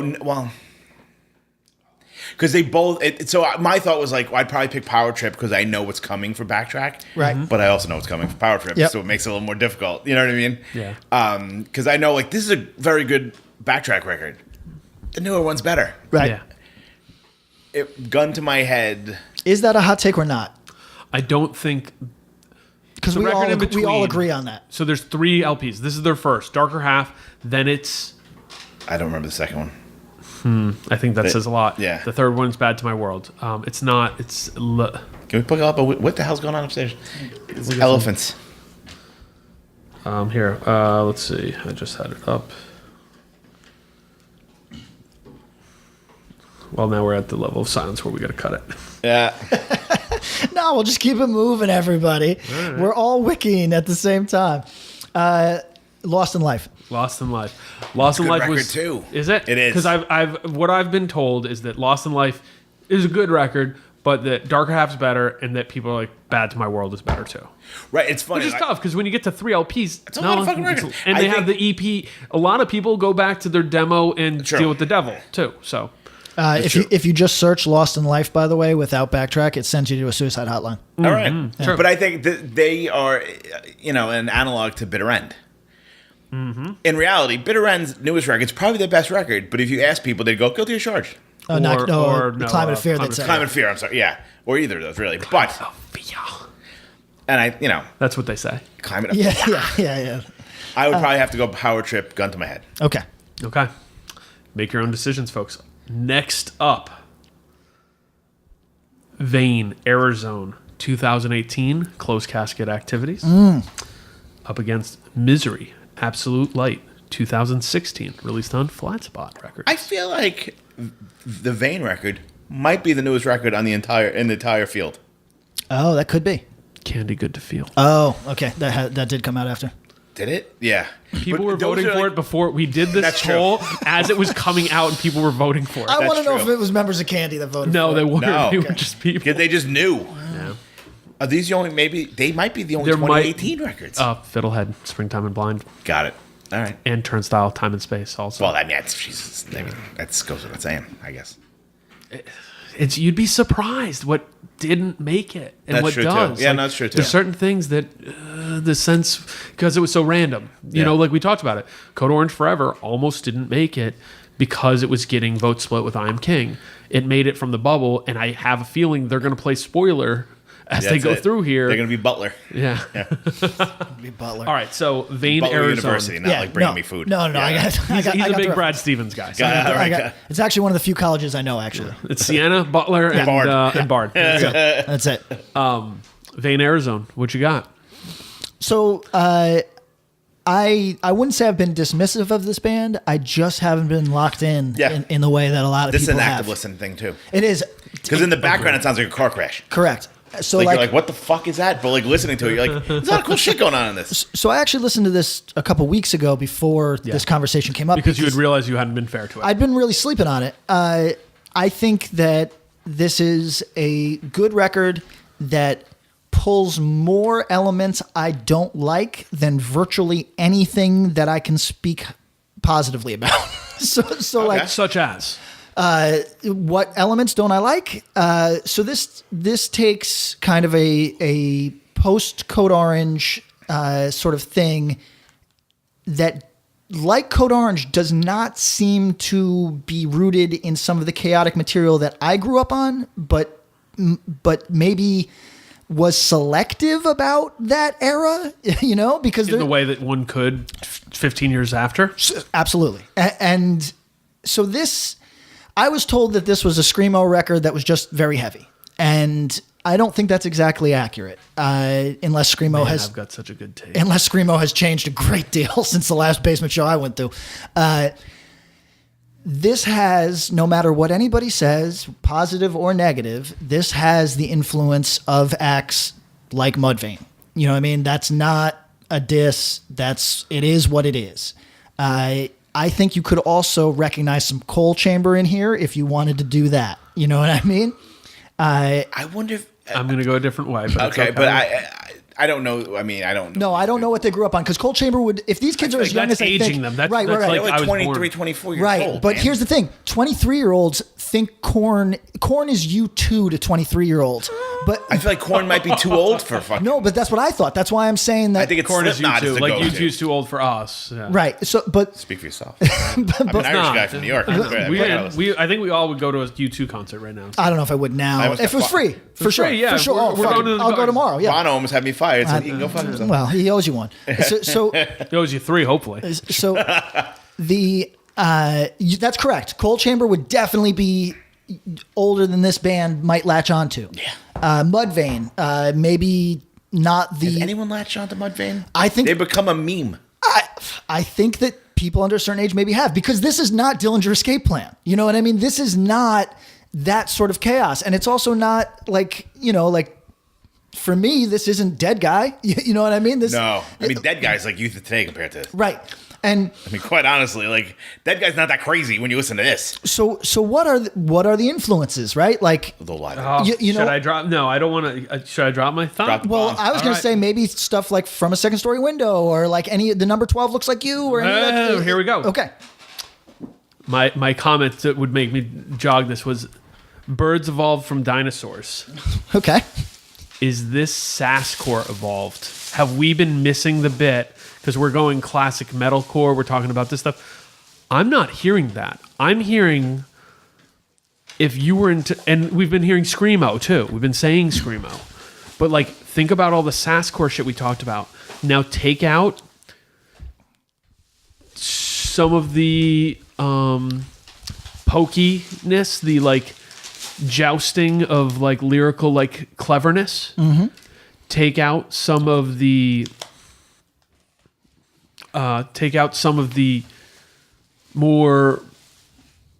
some of the sass, but not all of it. But look at them, and then add some heavy, and look at the structural parts of the songs. Think about how chaotic some of that stuff got.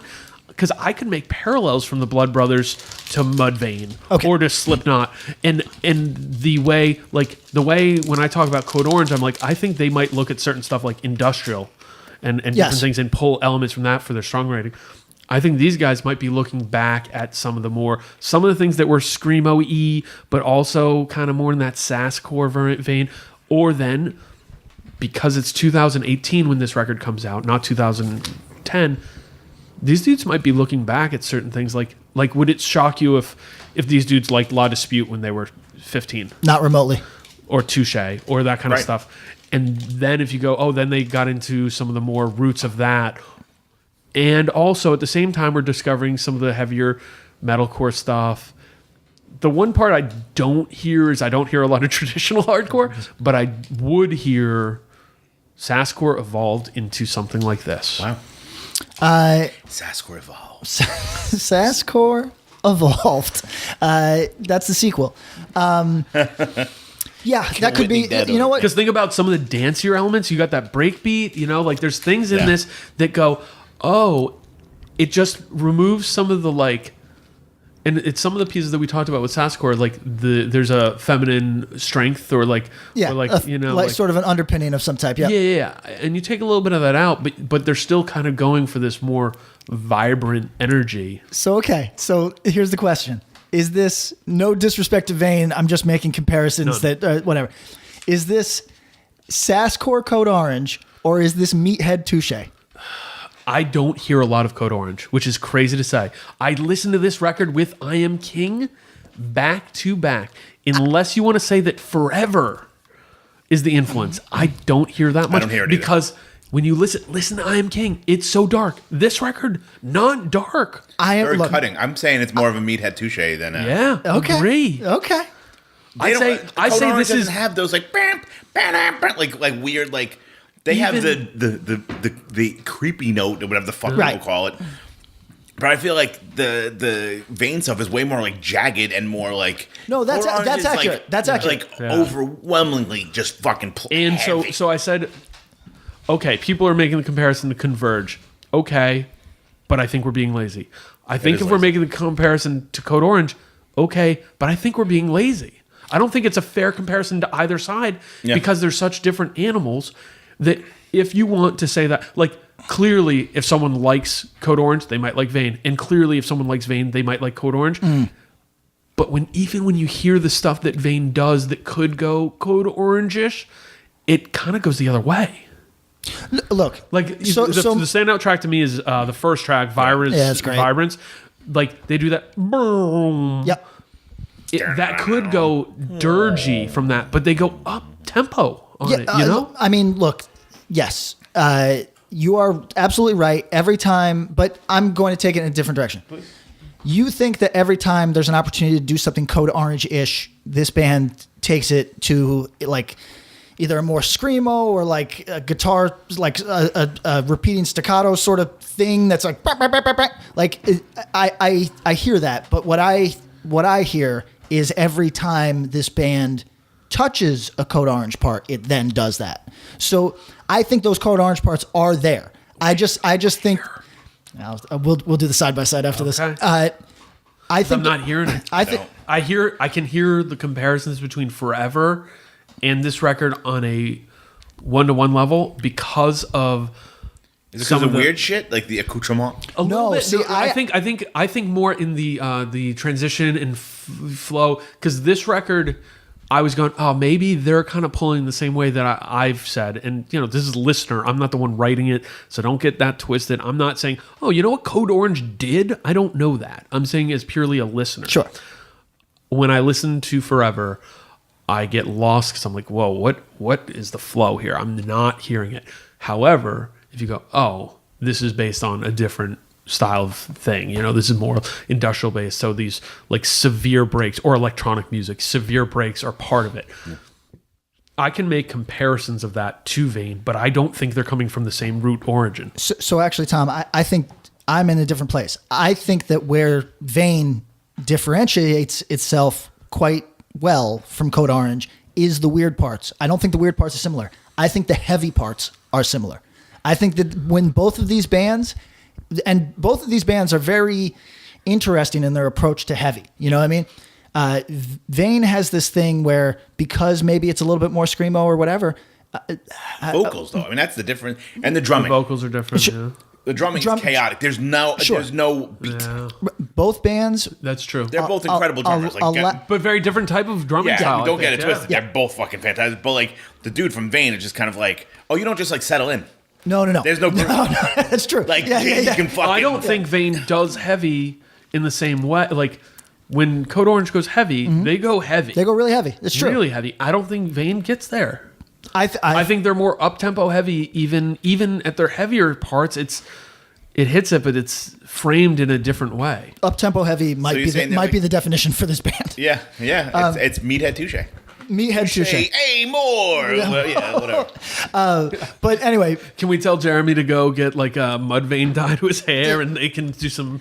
Guest well, they're parts? playing in California tonight, so maybe Jeremy will go and report with back Thursday, to us with right? Thursday, Yeah. which He'll be there. they've definitely outlined as their favorite band.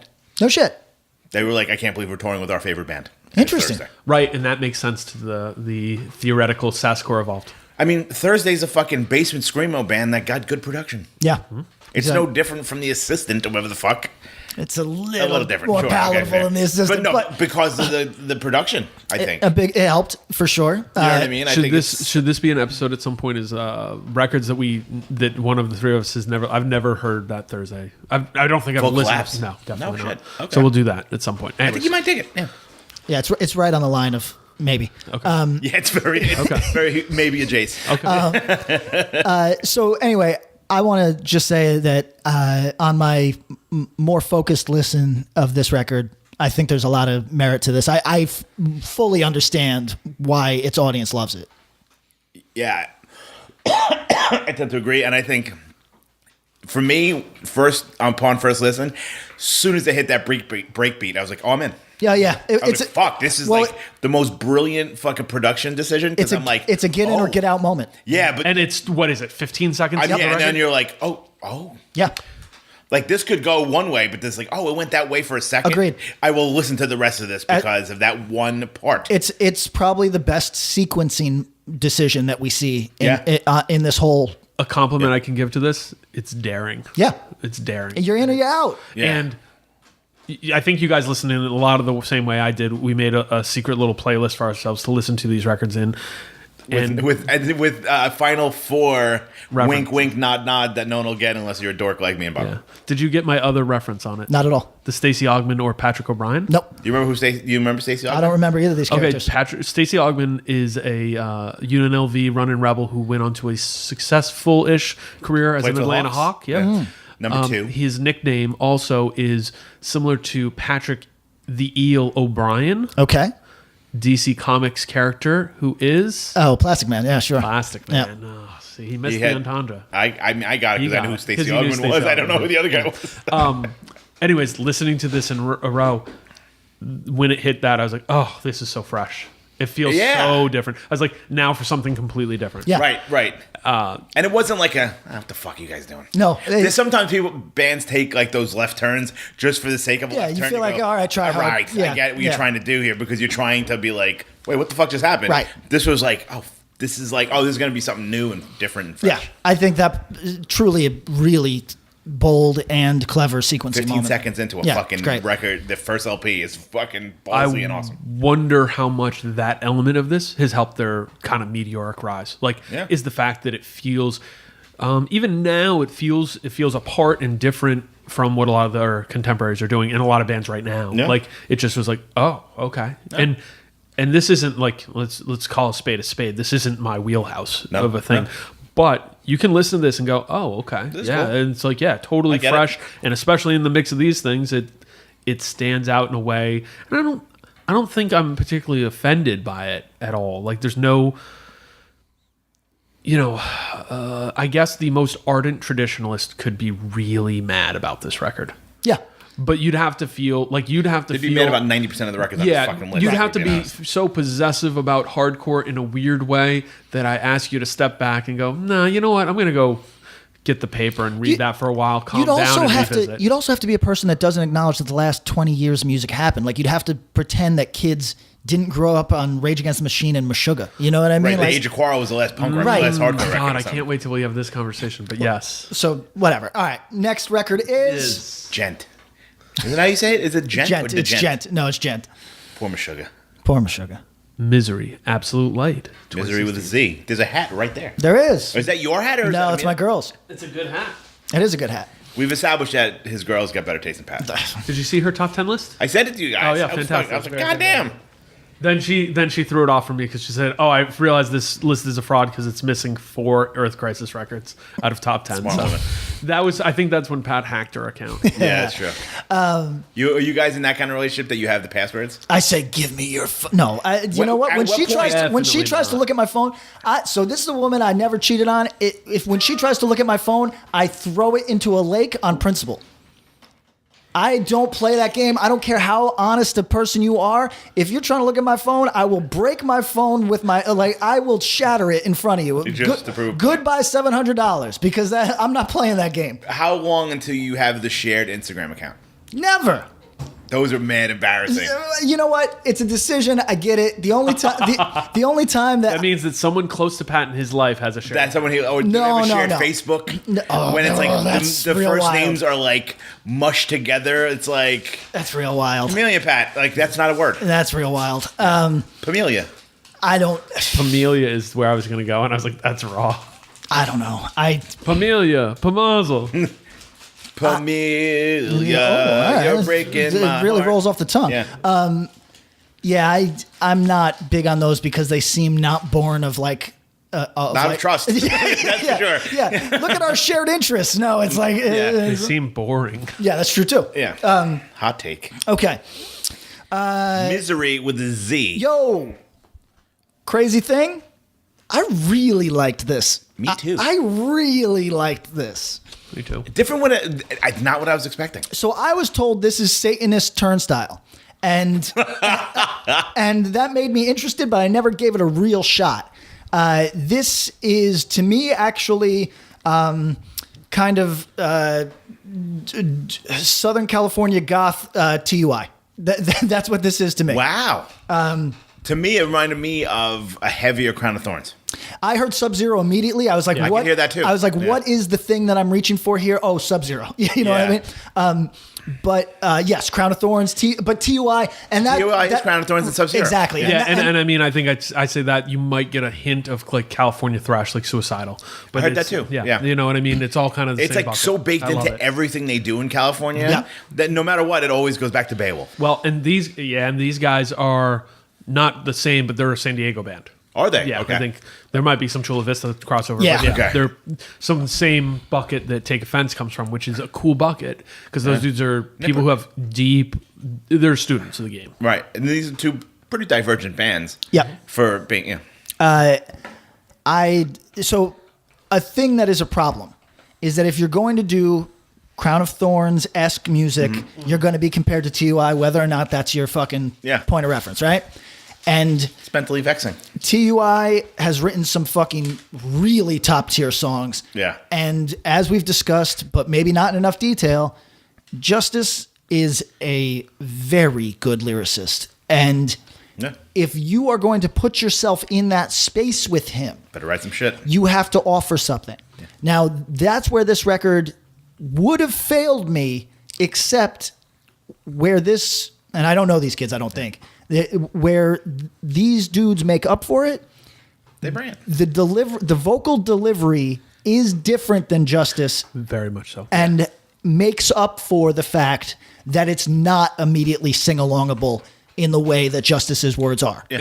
I think they also have a different production sensibility. For sure. I like the vocal production on this. It makes it different. Yeah. I think it's mixed. There's some different effect on it, but it's also mixed down a little bit more than say Justice is on any TUI record. Yeah.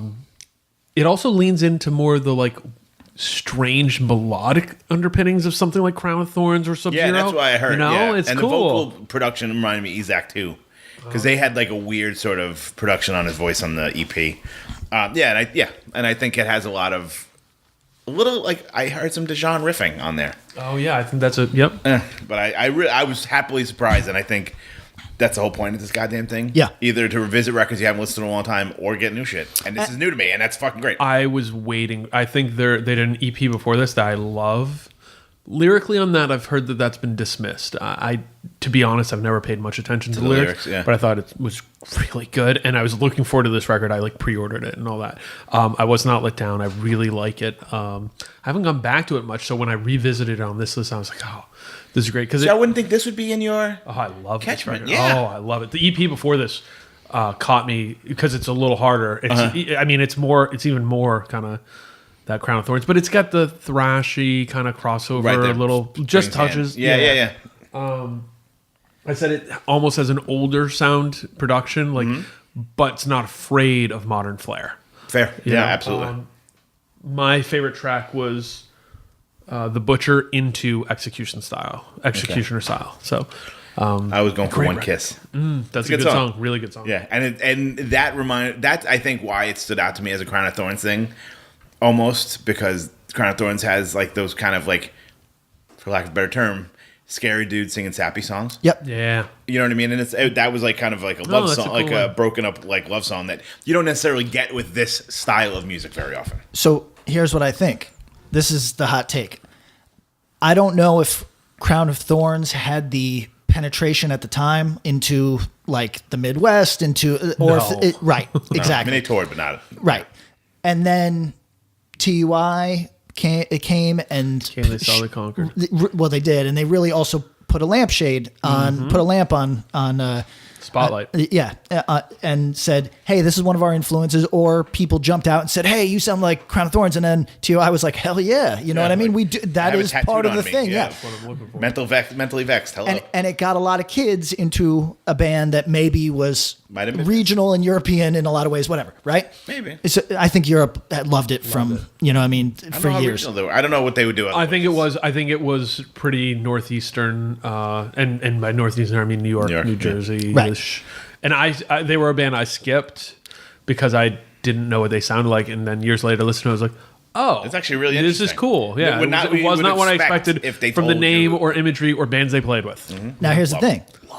I hope Misery becomes big because I really enjoyed this. But if they break up tomorrow, this will be a record that this is 2024. This is going to be someone's training. I honestly think that this is going to be. This is a record I think people could go back to. Right. For sure. I think it's going to be unearthed. The other thing I said was that I appreciate their songwriting ability a lot because there's songs that start where I'm like, oh, this part's losing me, but they're able to transition through multiple parts in a way that brings me back. The song, The Hard Goodbye, I actually was like, I don't really like this more chugging part, but then it transitioned, and I was like, oh, that was a part of a song that I like that I was less enthralled with. But overall, I like the song very much. None of the stuff overstays its welcome.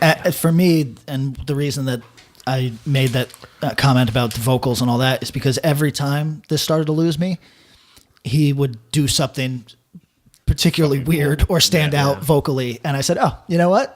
you pinched my rear. You know what I mean?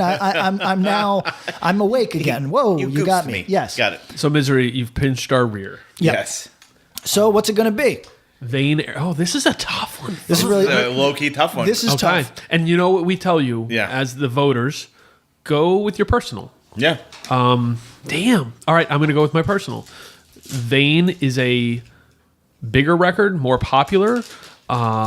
It's certainly, I think if you said in 5 years right now, what do you think is going to be a record people look back on more?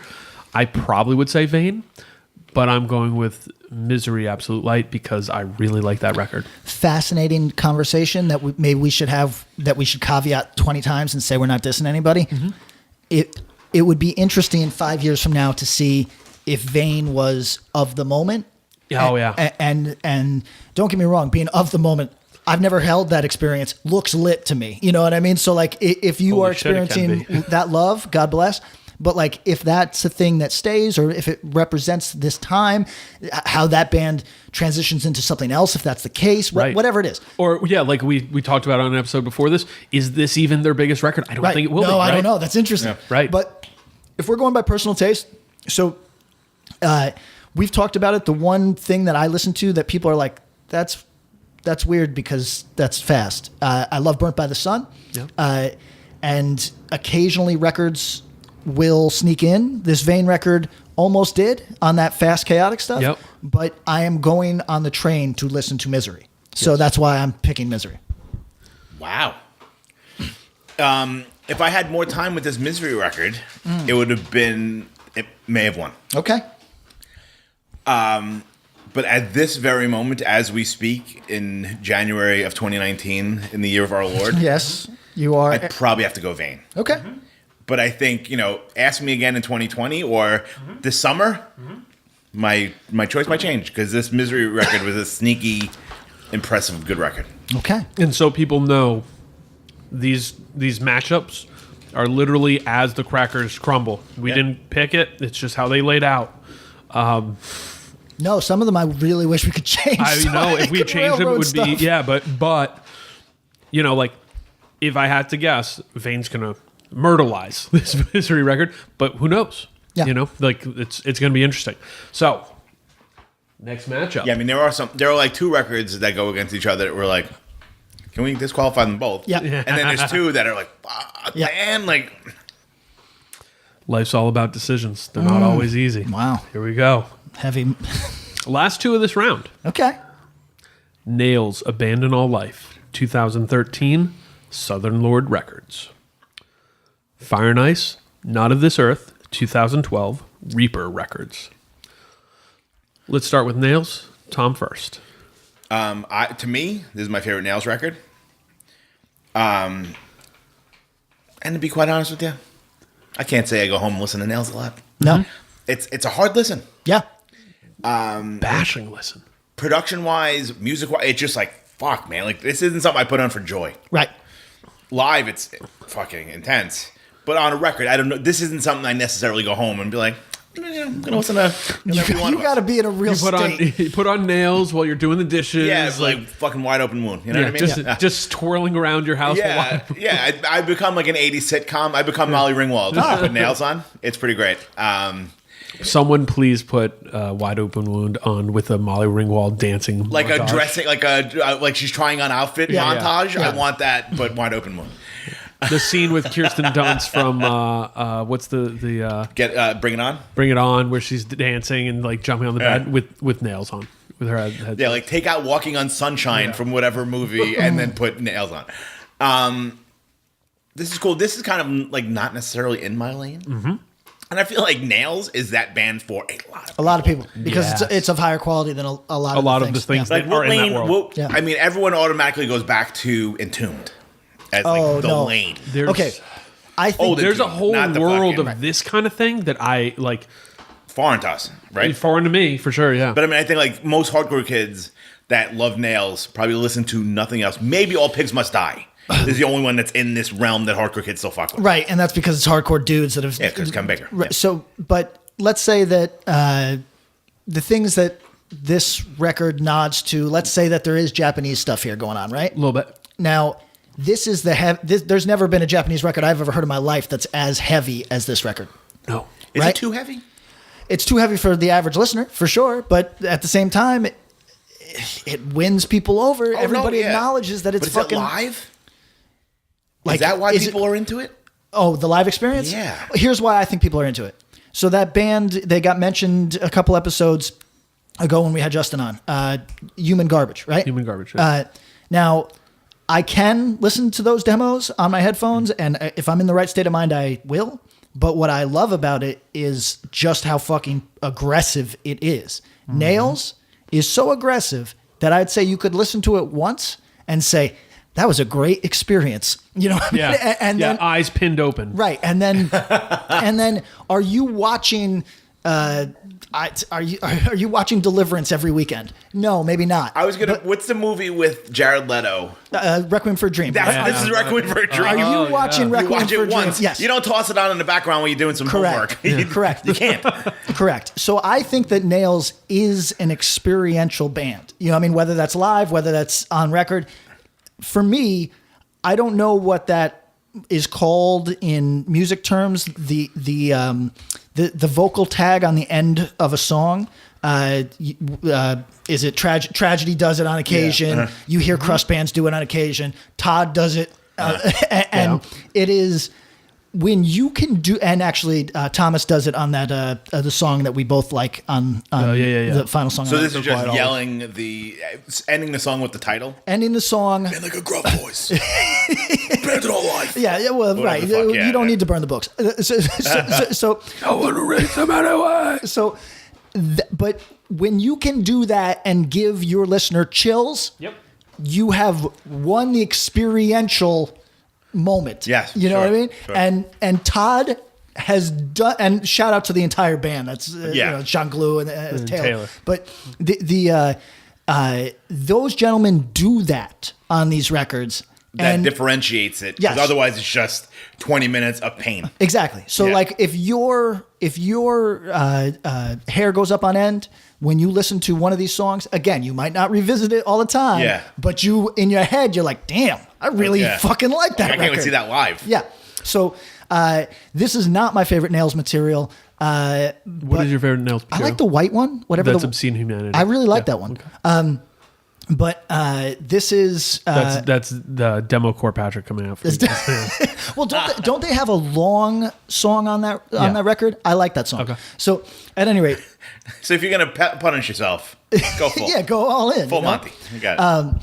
But I think that this does what all the Nails records do, and what I presume the next one will do too, which is which we're getting in 2019. Ooh, beat you into submission. It provides that ear experience. Is this their record? Is this their classic? I think the next record was bigger. You Will Never Be One of Us. But I think this is what I called this the peak Nails peak hardcore record. Sure. This is their. I think when they moved to You Will Never Be One of Us, they're moving into a phase more metal. This record's got metal leanings. Patrick said something interesting because he brought up the very first record, Obscene Humanity. And then, so it's Obscene Humanity, Unsilent Death, Abandon All Life, You'll Never Be One of Us. Damn. Yeah. And the band's been a band since 2008. Oh, shit. Wow. Played Sound and Fury 2009, I guess. Yeah. 2009, 2008 they started. Wow. Nails might not get enough credit for evolving because their sound really has. If you look at their sound from Obscene Humanity to Unsilent Death, it changes. From Unsilent Death to Abandon All Life, it evolves. And from Abandon All Life to You'll Never Be One of Us, it evolves again. They are punishing as a listen. Yeah. My standout track on this was... Oh, also, for a band who all three of us at this table are agreeing is like, this is an experiential listen. It is a very difficult listen. 54,239 monthly listeners. So if we said that on a daily basis, about 1,800 people are listening to Nails. It's wild. A lot of people are experientially listening all the goddamn. Yeah. My favorite track is In Exodus. Most people are going Wide Open Wound. Just because of Mosh part. Absolutely. To me, I like Nails best when they're blazing fast. Yeah. I think Taylor's a superior drummer who has an interesting fast beat. He has a really cool galloping beat. Yeah. And I love when he shows it off. Doesn't he? Yeah. Spaghetti arms. Like he does left hand on the hi-hat, right hand on the snare. Like, he rarely he doesn't cross over. Oh, yeah. We call that I think we call it spaghetti arms. Okay. Because you're both like this, as opposed to very tight in. Yeah, actually, that's a good point that he doesn't get enough credit as a drummer. No. And he shows it off. I think he actually shows off a little bit on this record. When you listen to the drums on this, there's some cool shit going on. And I think he gets to show that off a lot in the transitions and in the faster parts. You get both the blazing fast and the really slow. Guess the length of the record. 19 minutes. Yeah, that sounds accurate. Isn't the last song longer? A little bit. So actually, I'll go under that. I'll go under Bob. I'll go 16. 17 minutes. So you win. We split the difference. Yeah, but I went over, so you win. You were 2 minutes. He was 1 minute. Yeah, but he went under. Yeah. So. Price is Right stuff. Price is Right. Yeah. Is this Nails peak? You personally prefer? That's a preference. I like Unsilent Death a lot, this. and I think What year is this? This is 2013. I think this is their peak as a hardcore band. I think their next record could be their metal peak. I'm actually super curious. I'm really curious about how the record sounds like. It sounds like, what lens people see it through. Yeah. There's a lot when that record comes out, we're going to have a lot to talk about. A lot of media, so it's going to be. I feel like this might. I don't know. We having seen them and played with them in 2013. Mm-hmm. It was like the juice around this band was fucking palpable. Oh yeah. We played Metal Fest with them. They were the first like hardcore band on the main stage. Yeah. Like the big stage. Mm. Dude. Oh yeah. It was like literally everyone in that room, like in that fucking area, was watching this band. Well, it was a thing. Nails is a thing and was a thing then, and it was. I think this is the first time Nails put out a record when they were a thing. That's a good way to put this. Because Unsilent Death came out on 6 Feet Under Records. Right. Obscene Humanity was a split self-release between Todd's label, Street Cleaner, and 6 Feet Under. If you want to go see Nails videos from 2010, they're playing to the same rooms as End of Year was. Yep. To the same lack of people End of Year was. Oh, yeah. I saw them in San Antonio, play to 5 people. Your show did almost triple that. Yeah, it's killing it. 15s. Killing it. Yeah. Teens of people. And they treated it the same way they treat it now. They were going fucking apeshit. Yeah. Major props. And there's a reason, like, Nails was not an overnight success band. No. To be honest, of Todd People Jones, assume that, of yeah. Todd's bands, they were probably the one Slowest that took the boil, longest. maybe. That could be. Absolutely. And they're the Think about hardest Terror. Think about Carry On was a slow, didn't slow, but when Todd joins, it got pretty quick. Did he join for Life Let's Play? He was on the 7-inch before that, Roll with the Punches. Okay. The Teamwork 7-inch, but he wasn't on that kinda the took line. off. He wasn't on the Youngblood record, The Line Is Drawn, Right. which got him a little notice. But then Not like the Roll with other the Punches two, yeah. helped them, and then from there it was Made him boop, national. Yeah. Terror, bang. I mean, they were off the bat. Betrayed, bang. Yeah, I mean, Betrayed, like, within a year was, like, headlining. Headlining things very quickly. And then Nails was a slow, and he put a lot of effort into it. So Abandon All Life, I think, is their peak in the hardcore world. You Will Never Be One of Us is big, but this record, 17 minutes. Yeah. Another thing, the tempo, when you compare this to other records from this time period, the records we've talked about, way faster. Way faster. Then it gets really slow and gets way heavier, way harder. Yeah. This is an extreme record. Yeah, and it hits the extremes more than any band in this entire... Which makes it feel, there's that famous, is it an Arc From comic strip, but it's the famous like eyes pierced open, and that's how I feel like sometimes when you're listening to Nails. Oh yeah, It's like Clockwork Orange. Yeah. It's a hypervigilance record. Yes. Yeah, I mean, we'll see. I feel like the You'll Never Be One of Us, it's hard to say how big it was or could have been. It was like a weird time for the band, it seems like. Yeah. As an outsider, I have no fucking idea about any of this shit. Let's be realistic. Let me give you one quick one. Yeah. You Will Never Be One of Us, 1.6 million streams. The song. Yep, the song. And the next biggest one is Wide Open Wound, which is only 899,000. Interesting. Only 899,000 fucking listen. But I mean, that was a big song. It was a big rollout and stuff, but then they kind of like, they didn't seem to do all that much on that record. Right. Not like they failed at doing stuff. They just didn't. Right. I think they played some big shows and then they played some big contracted. shows. They did a U.S. tour. Okay. Did they? No, they did West Coast and an East Coast, and played some big stuff in the middle, and played some big festivals. Right. Did some European stuff, but I think at Abandon All Life they were a little more active. And were able to be because they weren't at first. Right? Wasn't that the point that this is going to be more of like, it is my band, but I'm not like doing this all the time. Like I'm never touring again and all sort of stuff. And then it was like, well, now I kind of have to because it's getting so. Well, big, I mean, he did. I mean, that was the thing is they did a full U.S. tour on Silent Death, and those shows were not all big. Not to say they weren't all. And then like they toured more, but they were very cognizant of how much they did, and like tried to do it right. And like, hey, we have 5 weeks to tour this year. Let's figure it out, and did it right. And that was a slow build. I think on Silent Death is 2010 or 11. Right.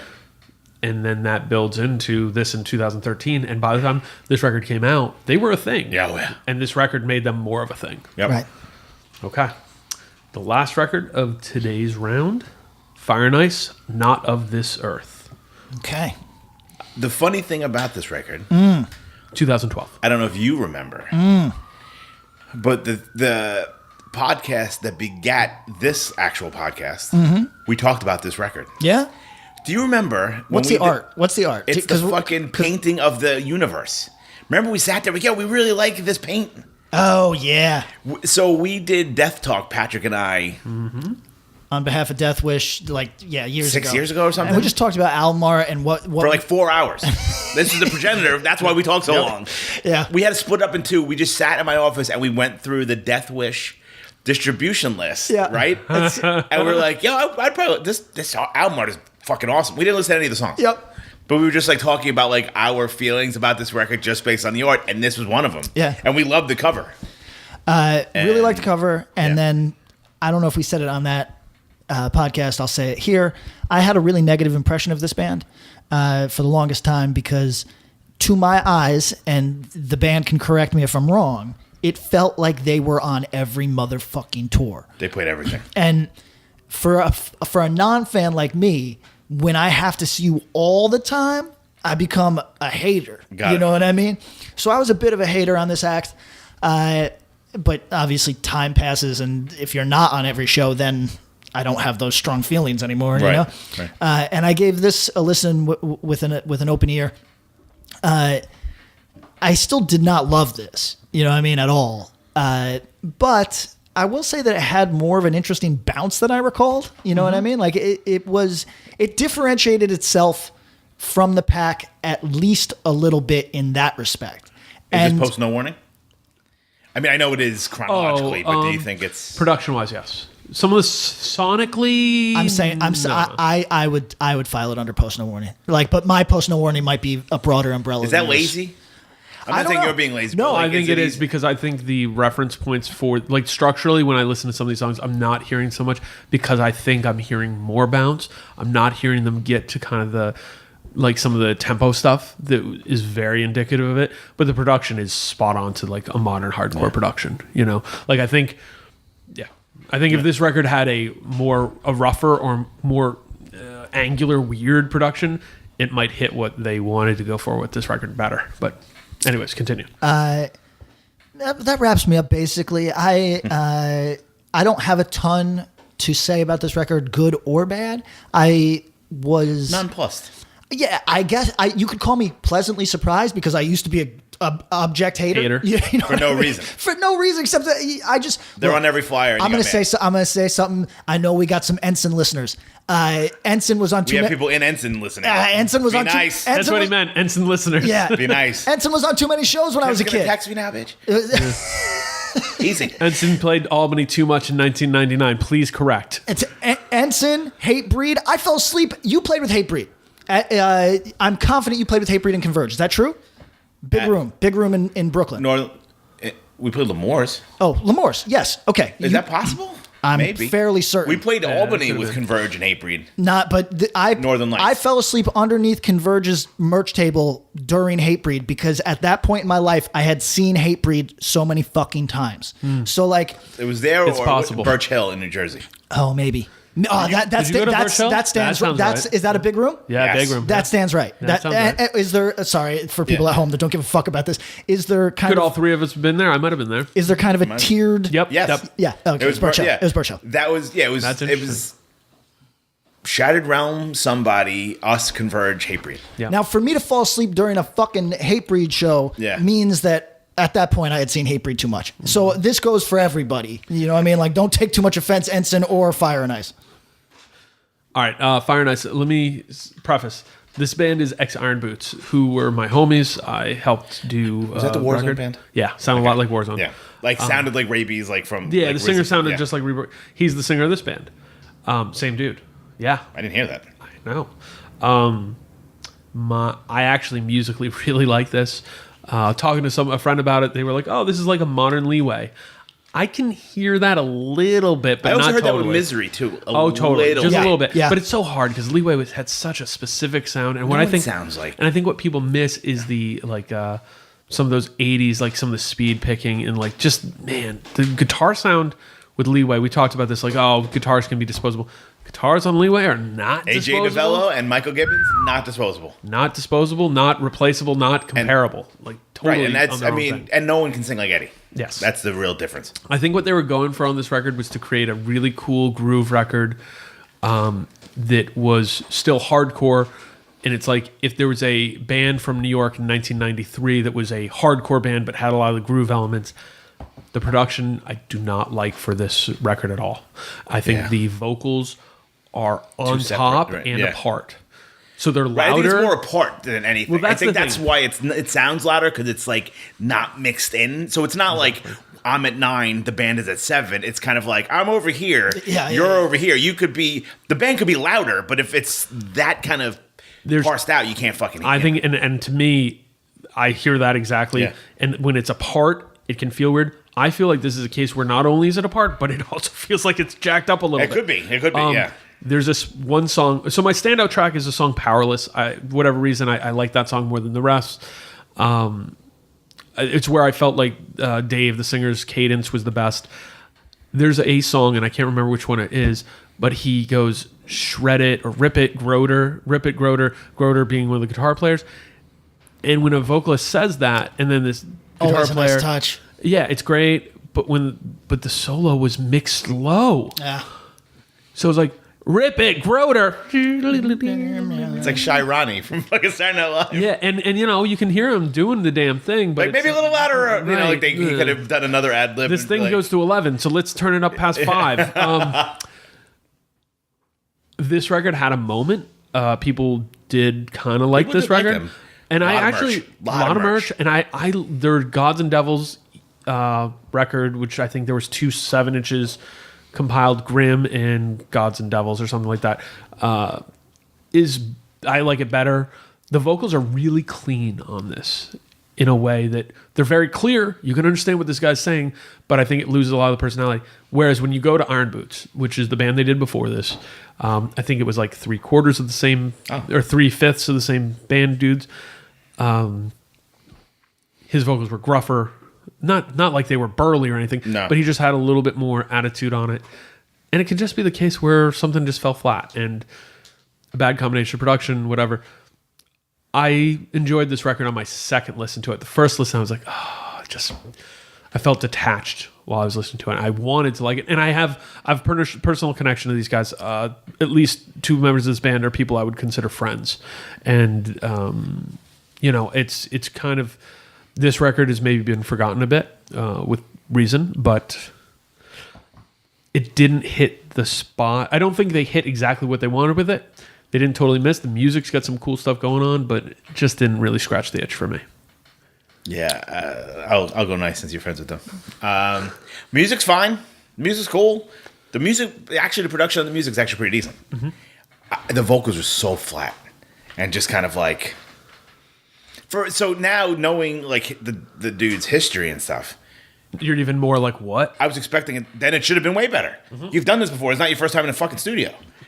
This is like his 5th or 6th record. Yeah, I think like the vocals, like as we were saying before, like in a hardcore band, as long as your vocalist and your drummer's pretty decent, you might be okay. I feel like the vocals were so lackluster to me, and not everyone needs to be fucking, amazing vocal. Like I like In My Eyes, for Christ's sake. Dude is not fucking Pavarotti.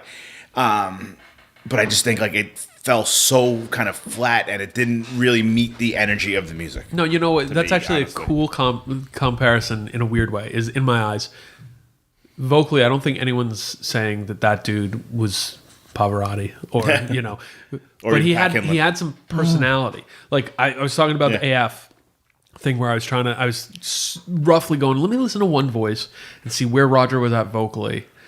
And I was like, I can't even make this comparison now because he has so much fucking personality. Right. His vocals. Swedish, like, that was like fucking personality. Shit. He had so much personality, and you don't feel that on this record. No, it's very, like, if this sounds like very less, like, hey, I got some lyrics. And it was just like talking it over. So this band may or may not try to be a band again with a different vocalist, from what I understand. Right. Okay. For political reasons. So the singer of this band had some real issues, some real shit, and he's not around anymore for good reason, Right. And there is a part of me that wishes the best for him. I hope that whatever he was going through at the time, he has gotten past and realized the error of his ways, and is seeing things more clearly. Best wishes to the guy regardless, because he's a guy I knew for a long time. Oh yeah. And it was always cool, but not his strongest performance. I don't think he would. I would tell him that to his face too. I'd be curious though to hear this with a different singer. Yeah, I agree. Put the NAYSAYER singer in there. Like I wonder what it would sound like or whatever. Like, I'm curious. Yeah, I think it would be cool. Weird suggestion from me. I'd speed this up by a third. Sure. Put a new vocalist, speed it up by a third, see what happens. All right. Interesting. Let's vote. Nails, Abandon All Life, or Fire and Ice. I'm going for the experience. Nails. I want to get punched in the face by Todd Jones's guitar. There Nails. you go. nails. Okay. I mean, that was Yeah. Well, so everybody, this has been another Mosh Madness. Yeah. Hope y'all. Game's over. Squeak, squeak, squeak. So this is now help me because I'm bad at this. Technical foul. This is the second tier of round one. Second bracket. Yeah. second bracket. Thank Yeah, you. so we'll be doing the third next, and then the fourth. After that one, we'll do the fifth. Ooh. And we'll make some That's the way decisions that after goes. that. Okay. We'll go. Yeah. All right. Everybody, thank you for joining us as always. Hope you got a lot out of this. And if you are not listening to these records, I implore you, even the records that we maybe have something negative to say about. Prove us wrong. Oh, you got to listen to these records. Yeah. Because, you disagree with us all the time. Disagree with us on these records, too. Yo, Dude, it's a lot of work. there's some fucking like band from Denmark, industrial band, who uses like a lot of like fascist imagery, but are adamantly anti-fascist. Bombers Inc. And their motto, but they say it in like the most broken English. I like it. Think with your own brain. And I like that. Yes, think with your own brain. Axe to grind, think with your own brain. There you go. Thanks, everybody.